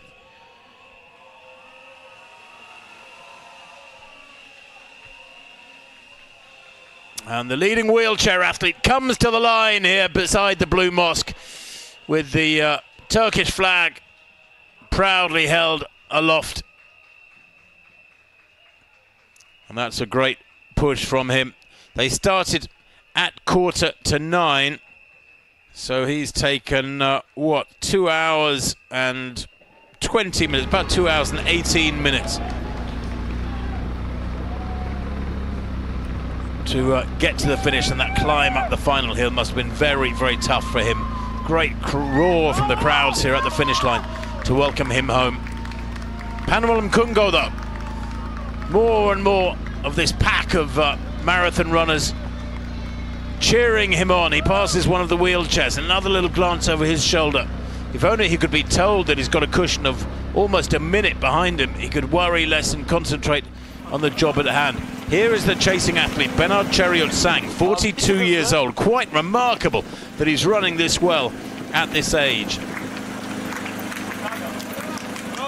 He won here back in 2020. He's close to winning today, but I think he's going to have to give best to this man, Panuel Mkungo. And this is Mkungo taking the left now, and this is where the climb starts. This is the really difficult climb. He's got about a mile to go, maybe slightly less than a mile, about 1,500 meters. Is he going to break the Turkish all-comers record of 209.27? If he doesn't manage that, is he going to set a course record? That is 209.44. There's the target for him. He's got to climb the hill up here to the top at the hippodrome, the At Meydani, between the entrance gate of the Blue Mosque and the obelisk, the meeting point and sports centre of the Roman, Byzantine and Ottoman empires awaits him. Here is Bernard Bernard Chariot Sang. Now, we saw the leading man, Panwell Mkungo, take that left off the road. Sang hasn't yet got there. Mkungo well into the climb now, as this battle for the women's race continues, spread across the road. There's clearly no headwind, or they'd be tucked in right behind the pacemaker, Mohamed Jema. It's in the men's race that we really would like to see what's going on, because Panwell Mkungo is leaning into that hill now. Not always easy to get pictures when there's so many trees around as there are through that climb up towards the finish line.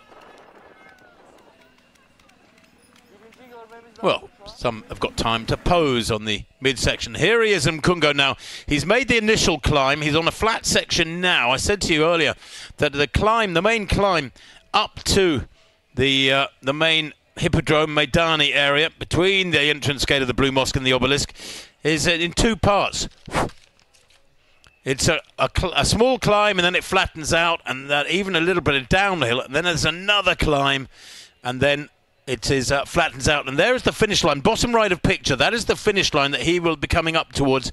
He will pass the huge mosques up in this section of the city and enjoy a run-in of about 150 meters where it's dead flat. And it has been a well-earned victory for Mkungo. Here it is, the flat section for him. 207.49. Remember, the course record is 208.44. It's going to be mighty close. He might well do it.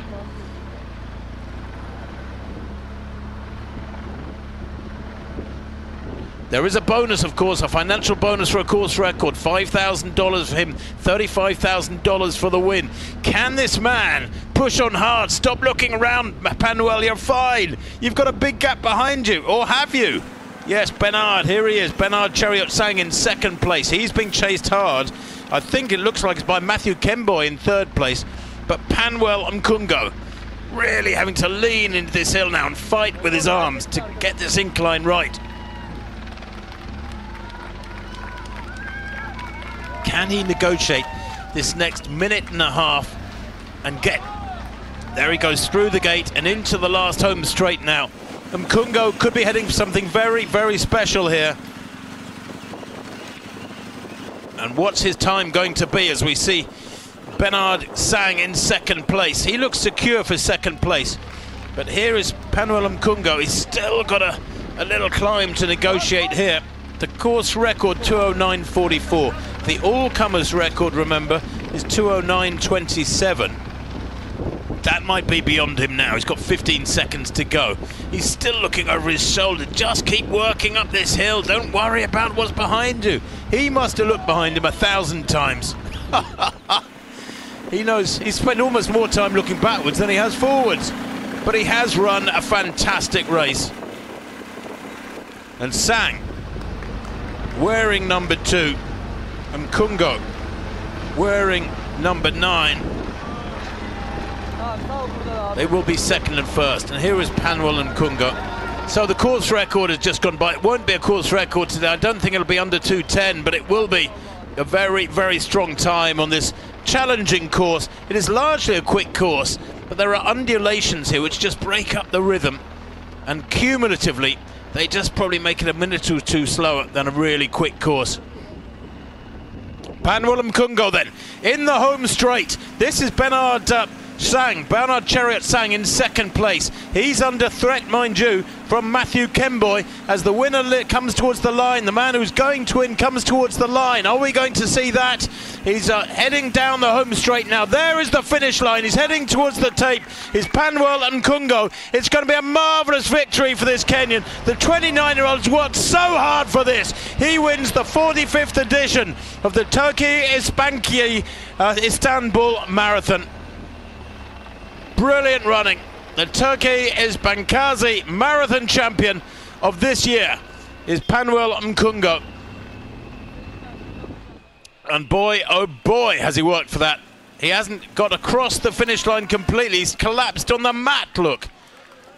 And his time unofficially just outside 2:10. Here is Bernard Sang, who himself needs to really worry about the chaser, Matthew Kemboy, in third place. Kemboy's got a target. Sang just needs to keep working.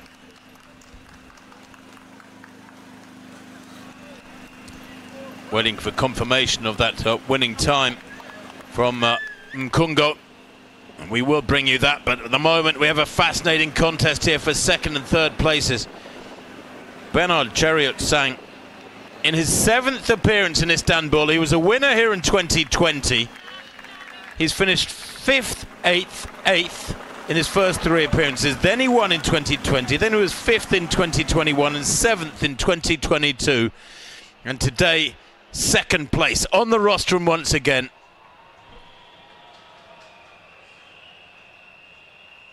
Athletes from earlier races crossing the line, but Bernard Chariot Sang, at the age of 42, has to be the oldest athlete ever to have made the rostrum here in Istanbul. It has been a quite remarkable second half from him. He's moved through from 4th to 3rd to 2nd. Couldn't catch Panwell Mkungo, the champion. But for Bernard Chariot Sang, this has been a quite majestic performance. The Kenyan 42-year-old will take 2nd place in the Turkey Isbankazi Istanbul Marathon. What a run from him. And it's so close at the line. Just a few yards separating him, Bernard Sang, from 3rd place, and Matthew Kemboy. They both come across the line almost together, about 10 metres between them. Brilliant stuff from Sang. His winning time unofficially just outside 2:12, and in 3rd place Kemboy, wearing number 15. 1, 2, 3 for Kenya then.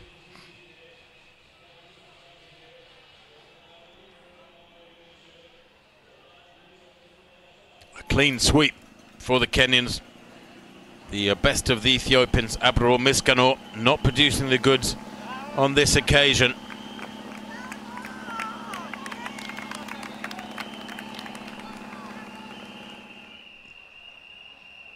And this looks like Matthew Kemboy. I'm not sure who was in 2nd place in in 3rd place in that case.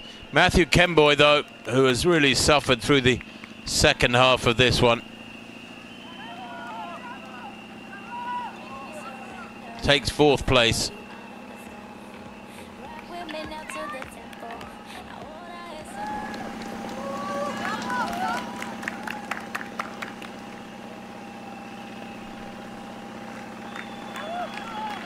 It is such a spectacular setting, this. Really glorious setting.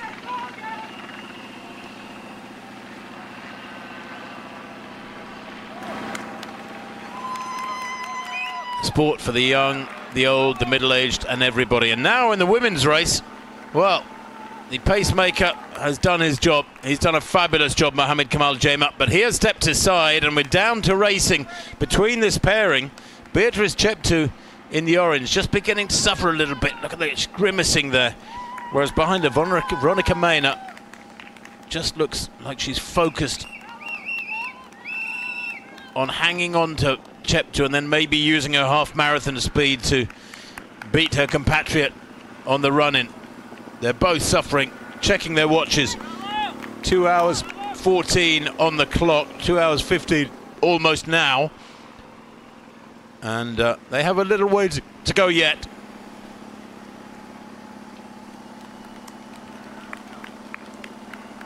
crowds equally for them, giving them plenty of applause.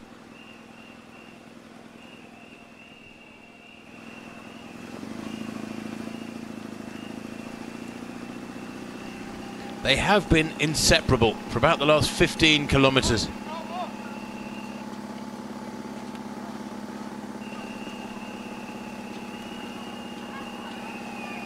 As I believe the fifth placer comes home, and it's Dominic in the men's race, and that is Dominic Kipkirui.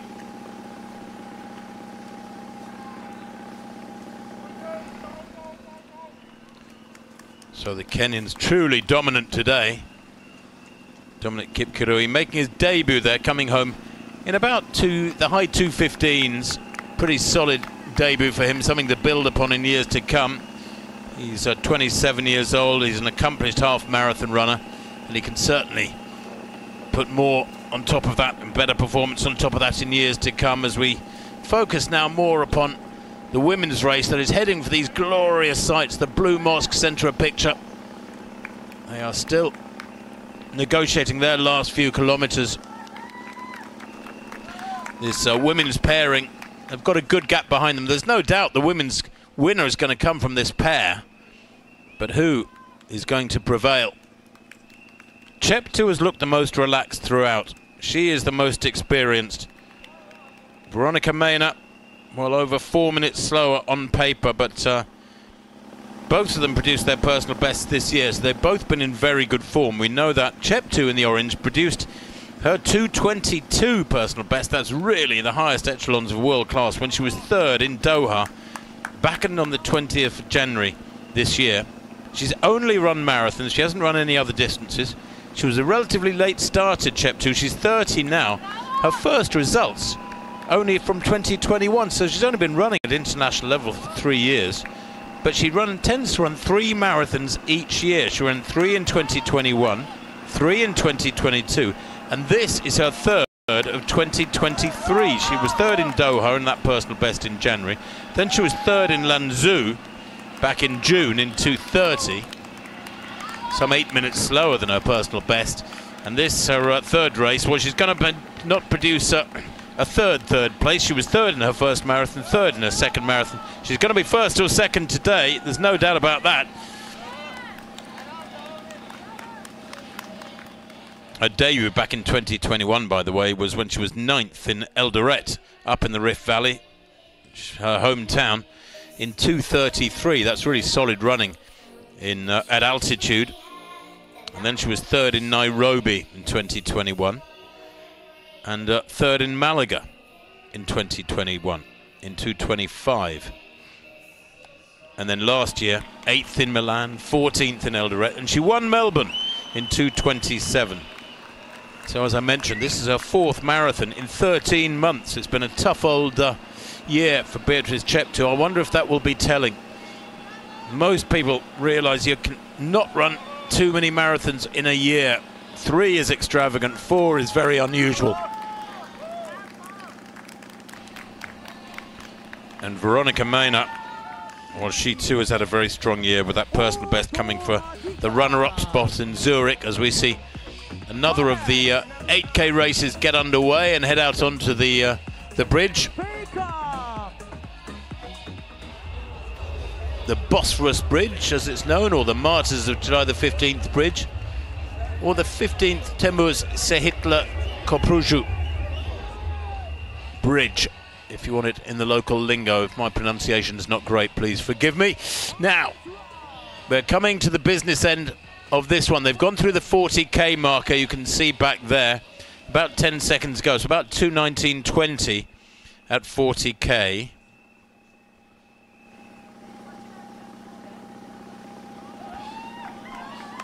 And they're watching each other now, and that usually means there'll be a slowing. So if it was at 40k, 2:19:20, well, they're still on schedule to run 2:27 dead.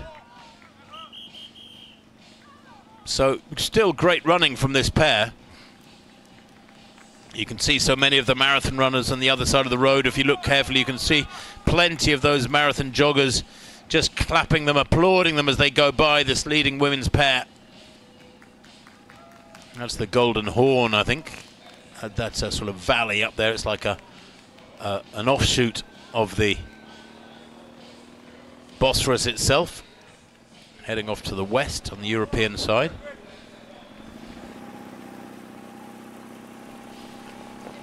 Cheptoo constantly is about 20 centimetres ahead of Veronica Maynor. It's as though Maynor is happy to key off Cheptoo and let her do the work.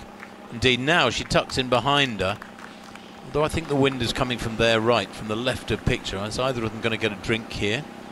Doesn't look like either of them is that bothered. Or are they? Yes, getting their drinks at a specific table.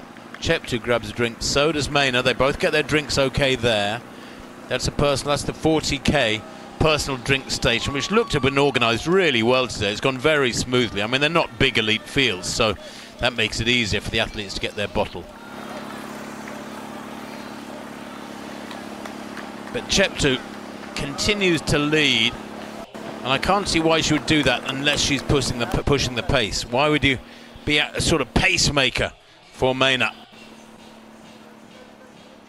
Only point of being in front in this scenario is if you're going to get your head down and try and grind it out and grind your opponent into the dirt, to put it in frank terms. Now they take the left, and they, in turn, with the men having come through a little while ago, turn left and lean into the hill, the first of the climbs.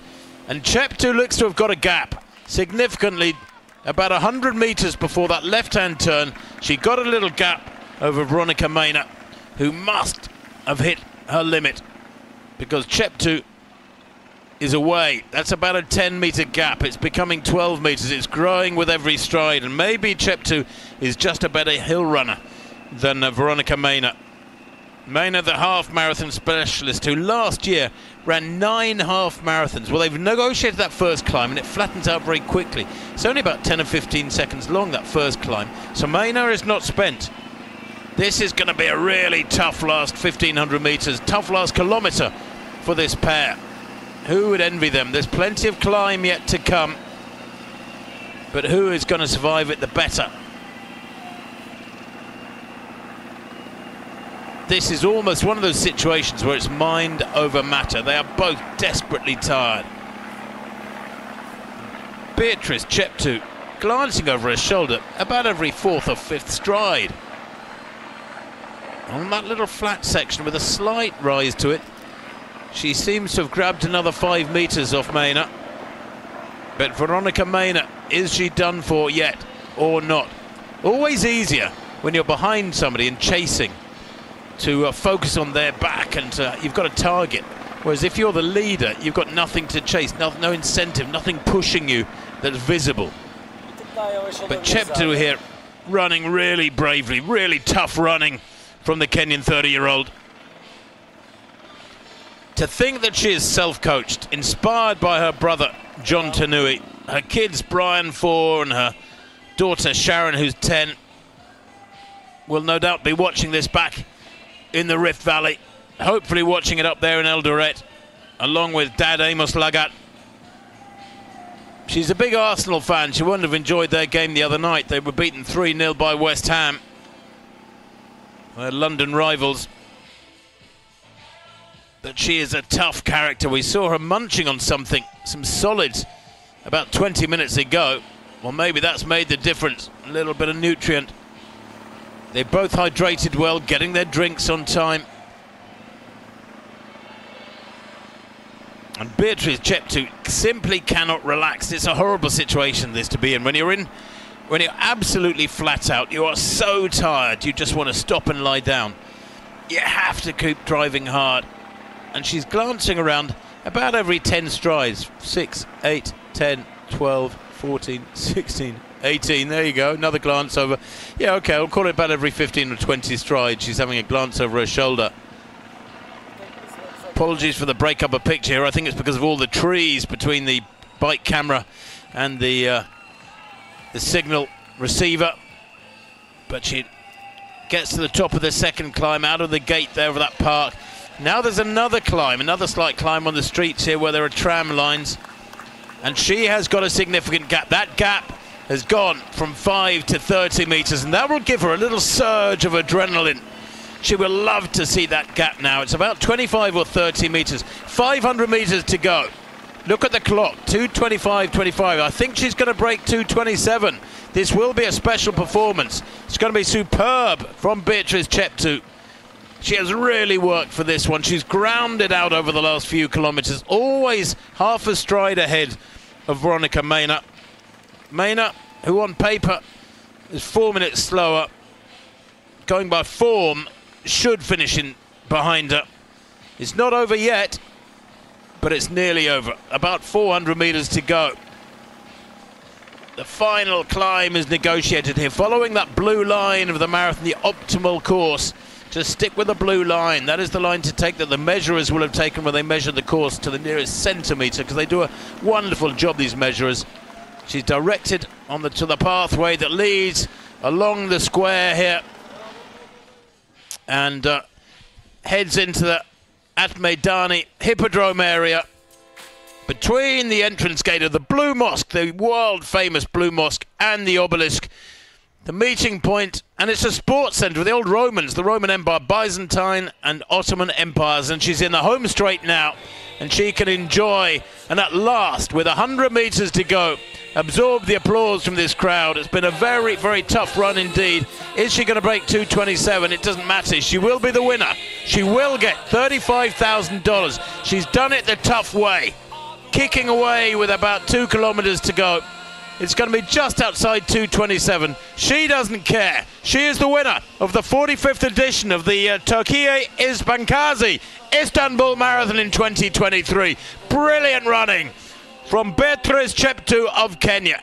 Her compatriot in second place, Veronica Mena, crosses the line just a few metres down. She has had to give best to a better runner on the day. She will be delighted with that one too. Her time, 2:27.20, there or thereabouts. As it happened, once she knew the race was lost, she eased off. Did Mena. But Cheptu is a very worthy winner indeed. What a year she's had. Third in Doha back in January. A winner today in Istanbul.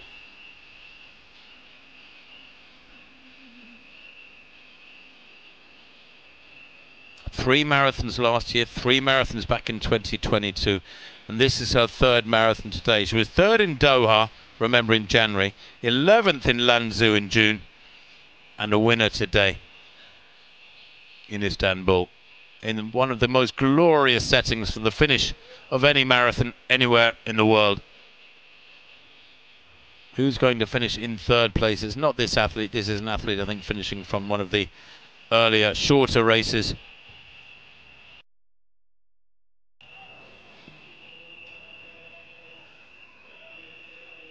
As is denoted by that high number. We're waiting for third place though.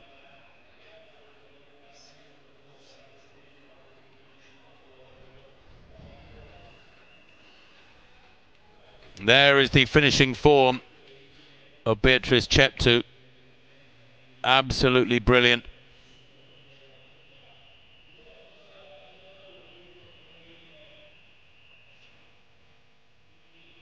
There is Mena going through for second place. Her time unofficially 2:27.20. Both of them a long way under 2:30, but there's 2:29.20 on the clock now. Are we going to see the third place up make the rostrum and break 2:30 or not? It doesn't look like it at the moment. There is the city of Istanbul, or the western part of the city of Istanbul. It's a monstrous city, stretches for miles and miles. Hundreds of square kilometres of new apartment blocks going up as we see the first start of the public run about to get underway.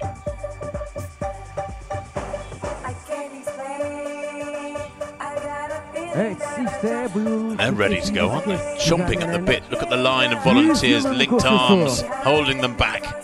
They will not be pushed back. The officials having to ensure that everything is right before they can release them onto the course and onto the bridge in particular.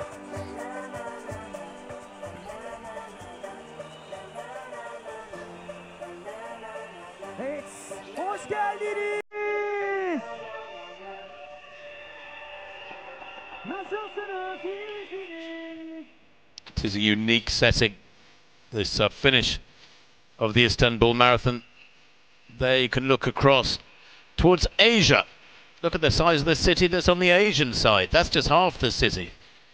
I think the majority of the city is on the European side, but that's a big chunk of the city across there. Beyond that, well, you name it, everything. China, Japan, India, Parkurumuzu sürdürelim. Thailand, Nepal. Gönüllü arkadaşlarımızın sizlerden There's ricalarına so many other uyalım. nations, and of course Turkey itself is a massive country, stretches for hundreds of kilometers northwards and eastwards. Yürüyüşünüz One of the aksayabiliyor. Lütfen global köprü üzerinde powerhouses beklemeyin economically, sporcular. capable of punching above its weight with a massive population.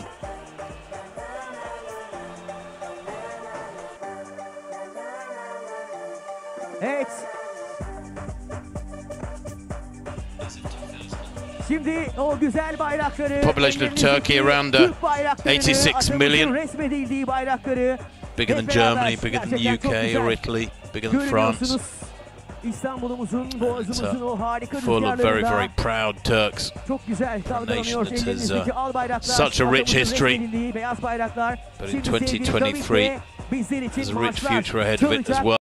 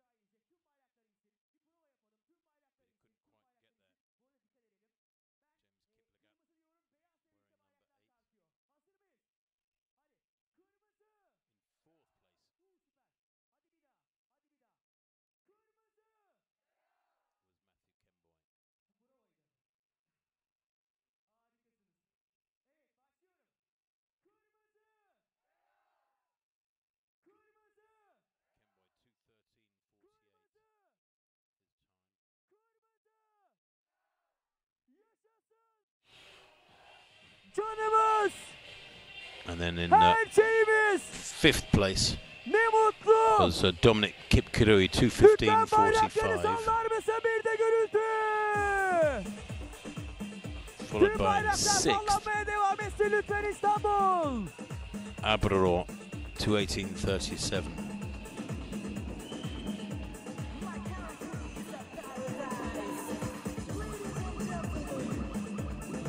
Evet, start verilirken Big sonra gaps, almost 3 minutes between 5th and 6th place. köprümüzün üzerinde bekleme yapmadan ilerleyişimize devam edelim. And it looks like Bu arada köprümüzün baş mühendisinden start için haber bekliyoruz. Haber geldiği anda sizin Hüseyin Chan, startınızı gerçekleştireceğiz. 2:19.17. Ama bayraklar tabii ki bir an olsun Finished in inmesin. 7th. Lütfen güzel parçalar çalmaya devam ediyor.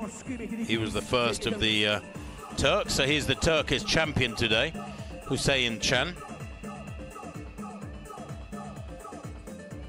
And the 24-year-old, we saw him early on in the race, or mid-race I should say, all on his own. So he's run a really tough race today, and Ömer Olkanoglu, 2:19.26, finishing in 8th place. Looks like he got under 2:20 as well. He has 2:19.26.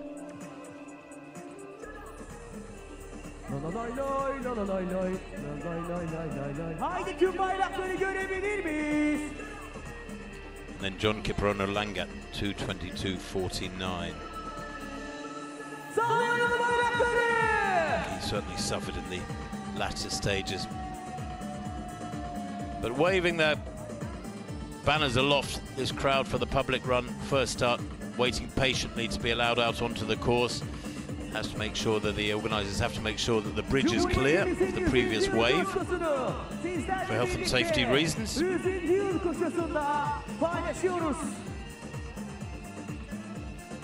Haydi tüm bayrakları yukarıda görebilir miyiz İstanbul?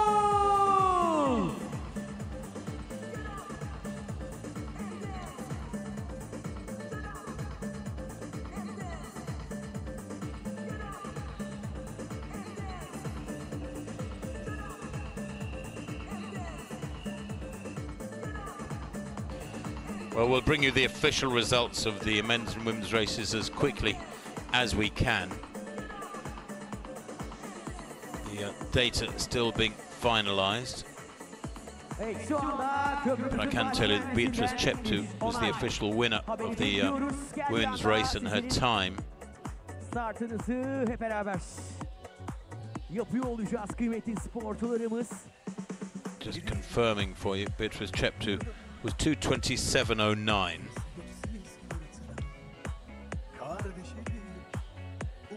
Close to breaking 2:27, but not close enough.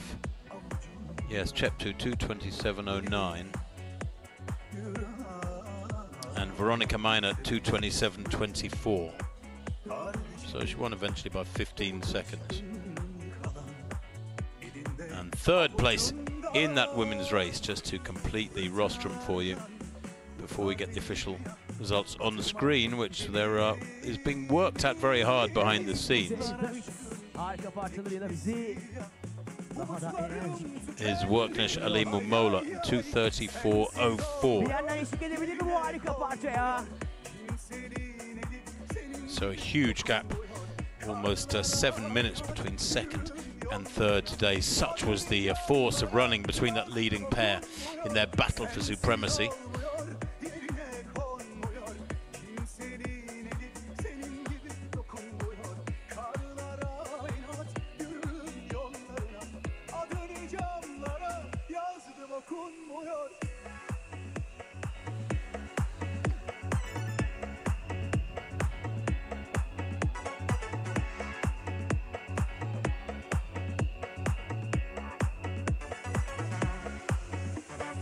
Evet, son 4 dakika.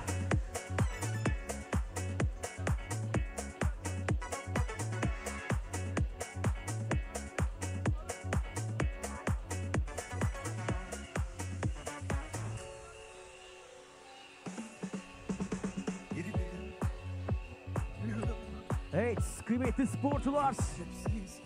4 dakikadan az bir süre kaldı. Hemen startınızın verilmesini sizler de biliyorum sabırsızla bekliyorsunuz.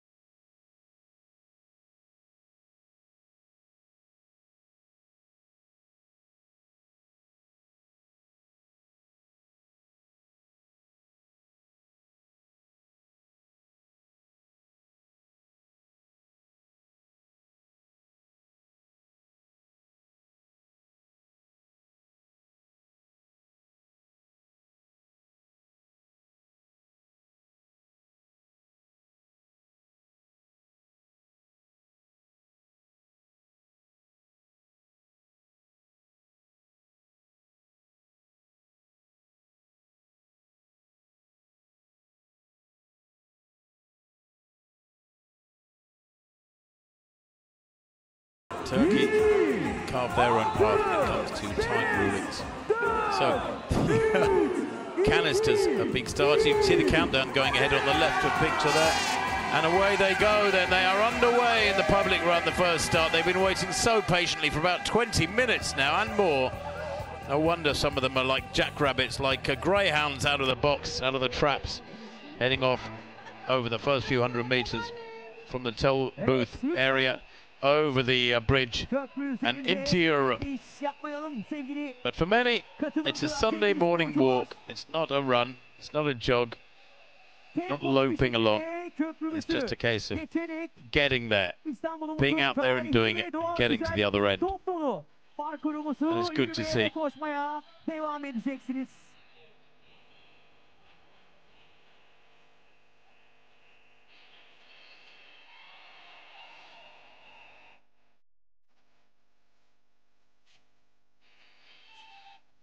Evet, bayrakları yukarıda görebilir miyiz? Şöyle bu güzel parçaları söyleye söyleye Köprümüze doğru ilerleyelim mi? Well, we can bring you the results of the men's marathon now. There has been some confusion, but it has been cleared up. And Panuel Mkungo led home 5 Kenyans in total. 2:10:35 the winning time for Panuel Mkungo. Brilliant running from the 29-year-old. He wasn't amongst the favourites, but 1, 2, 3, 4, 5 for the Kenyans. Sang in second, Kiplagat third, Kemboy and Kipkru in fourth and fifth. The first 5 there from Kenya, and the first 5 below 2:16. Abdul Miskanor 2:18 on the day in 6th place, and then good running from the top Turks. Hussein Chan in 2:19 in 7th place, and Omar Alkanoglu in 8th place, just inside 2:20 as well, with Halil Yassin closing the top 10. But gold for Kenya today in Istanbul in the men's race. Evet, lütfen köprü üzerinde bekleyiş yapmadan ilerleyişimize devam edelim. Değerli arkadaşlarımıza yardımcı olalım. Beraber söyleyelim mi? Şimdi sizde. Well, we're almost ready to bring you the women's results, but in these days of records being set left, right, centre, in large part to the improvements in shoe technology and the infatuation with fast times, it's quite nice that today in Turkey they concentrated on great racing. Beatrice Cheptu coming out on top in the women's race. Cheptu's winning time 2:27:09. Maina second, 2:27:24, and Mola Mateka taking third place there, with Mola in fourth. But a 1, 2, 3 for Kenya in the women's results in Kenya, in Istanbul today. What an edition it has been, the 45th edition of the Turkey is Bankazi Istanbul Marathon. It's been a great day's racing in the Turkish capital. For myself and everybody here in the production team, I'll say goodbye for now. Thanks for being with us. It's been a great day's racing in Istanbul, and we look forward to the half marathon in April, and of course the 46th edition next year. Bye-bye.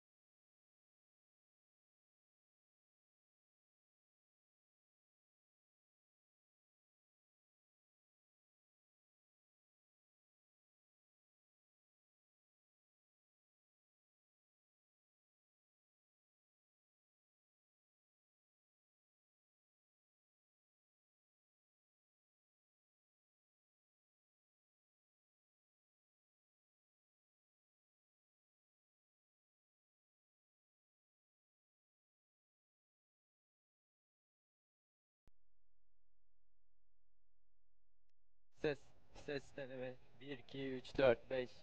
Ses. Ses deneme. 1 2 3 4 5. Ses. Prova. 1 2 3 4 5. Ses. Ses. Ses. Ses prova. 1 2 3 4 5. Ses deneme. 1 2 3 4 5. Ses. Ses prova. 1 2 3 4 5. Ses. Ses deneme. Hey. Hey. Hey. Hey.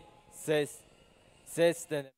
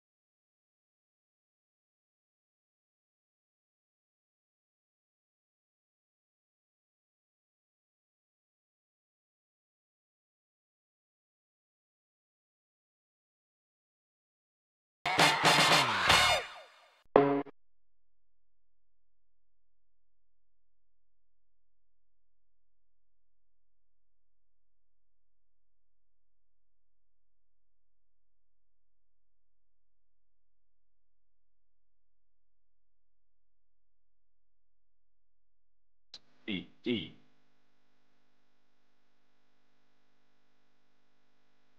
Hey hey hey hey hey hey hey hey hey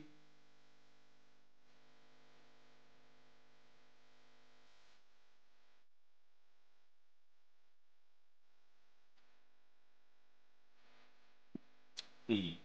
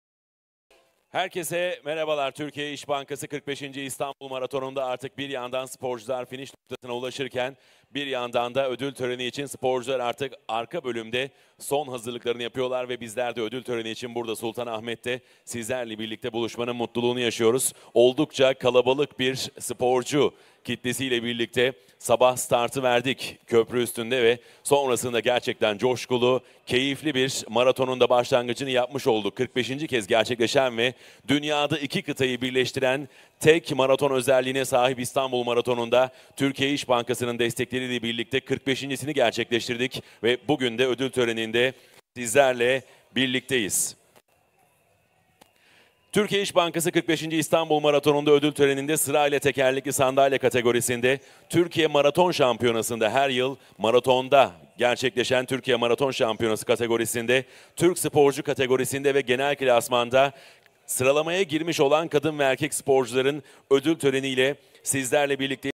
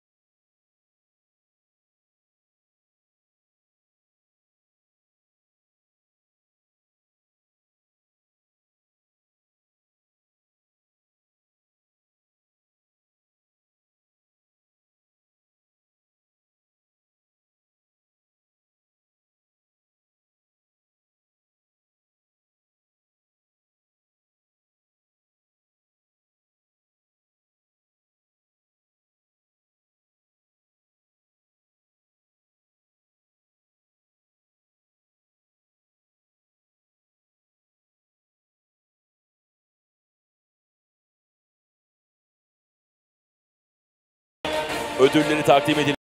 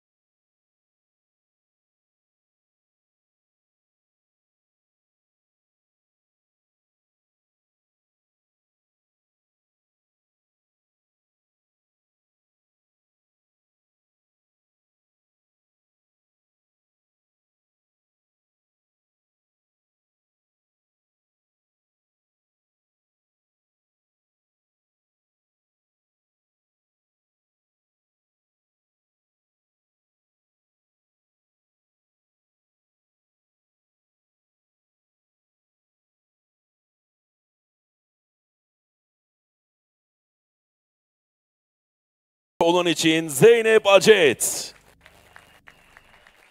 ve ikinci olan Hamide Doğan Gün'e ödüllerini Türkiye Atletizm Federasyonu Genel Sekreteri Yasemin Bakıcı takdim edecek.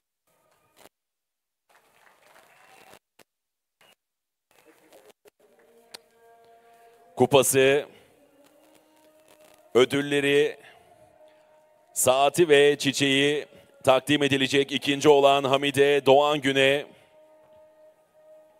Alkışlar onun için gelsin. Hamide Doğan Gün.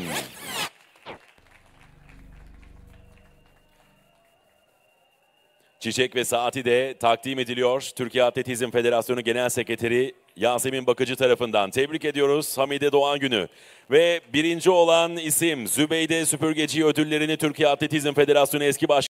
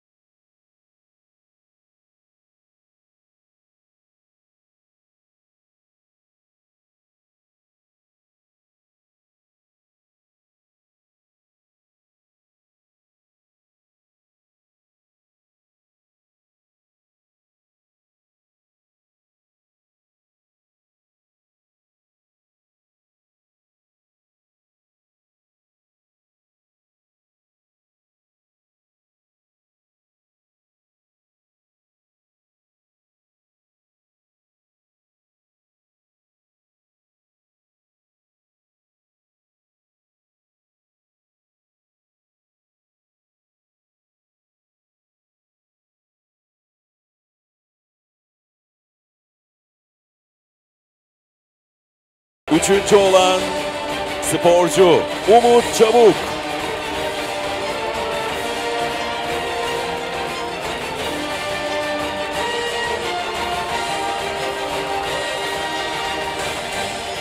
İkinci olan sporcu Fatih Kamuz.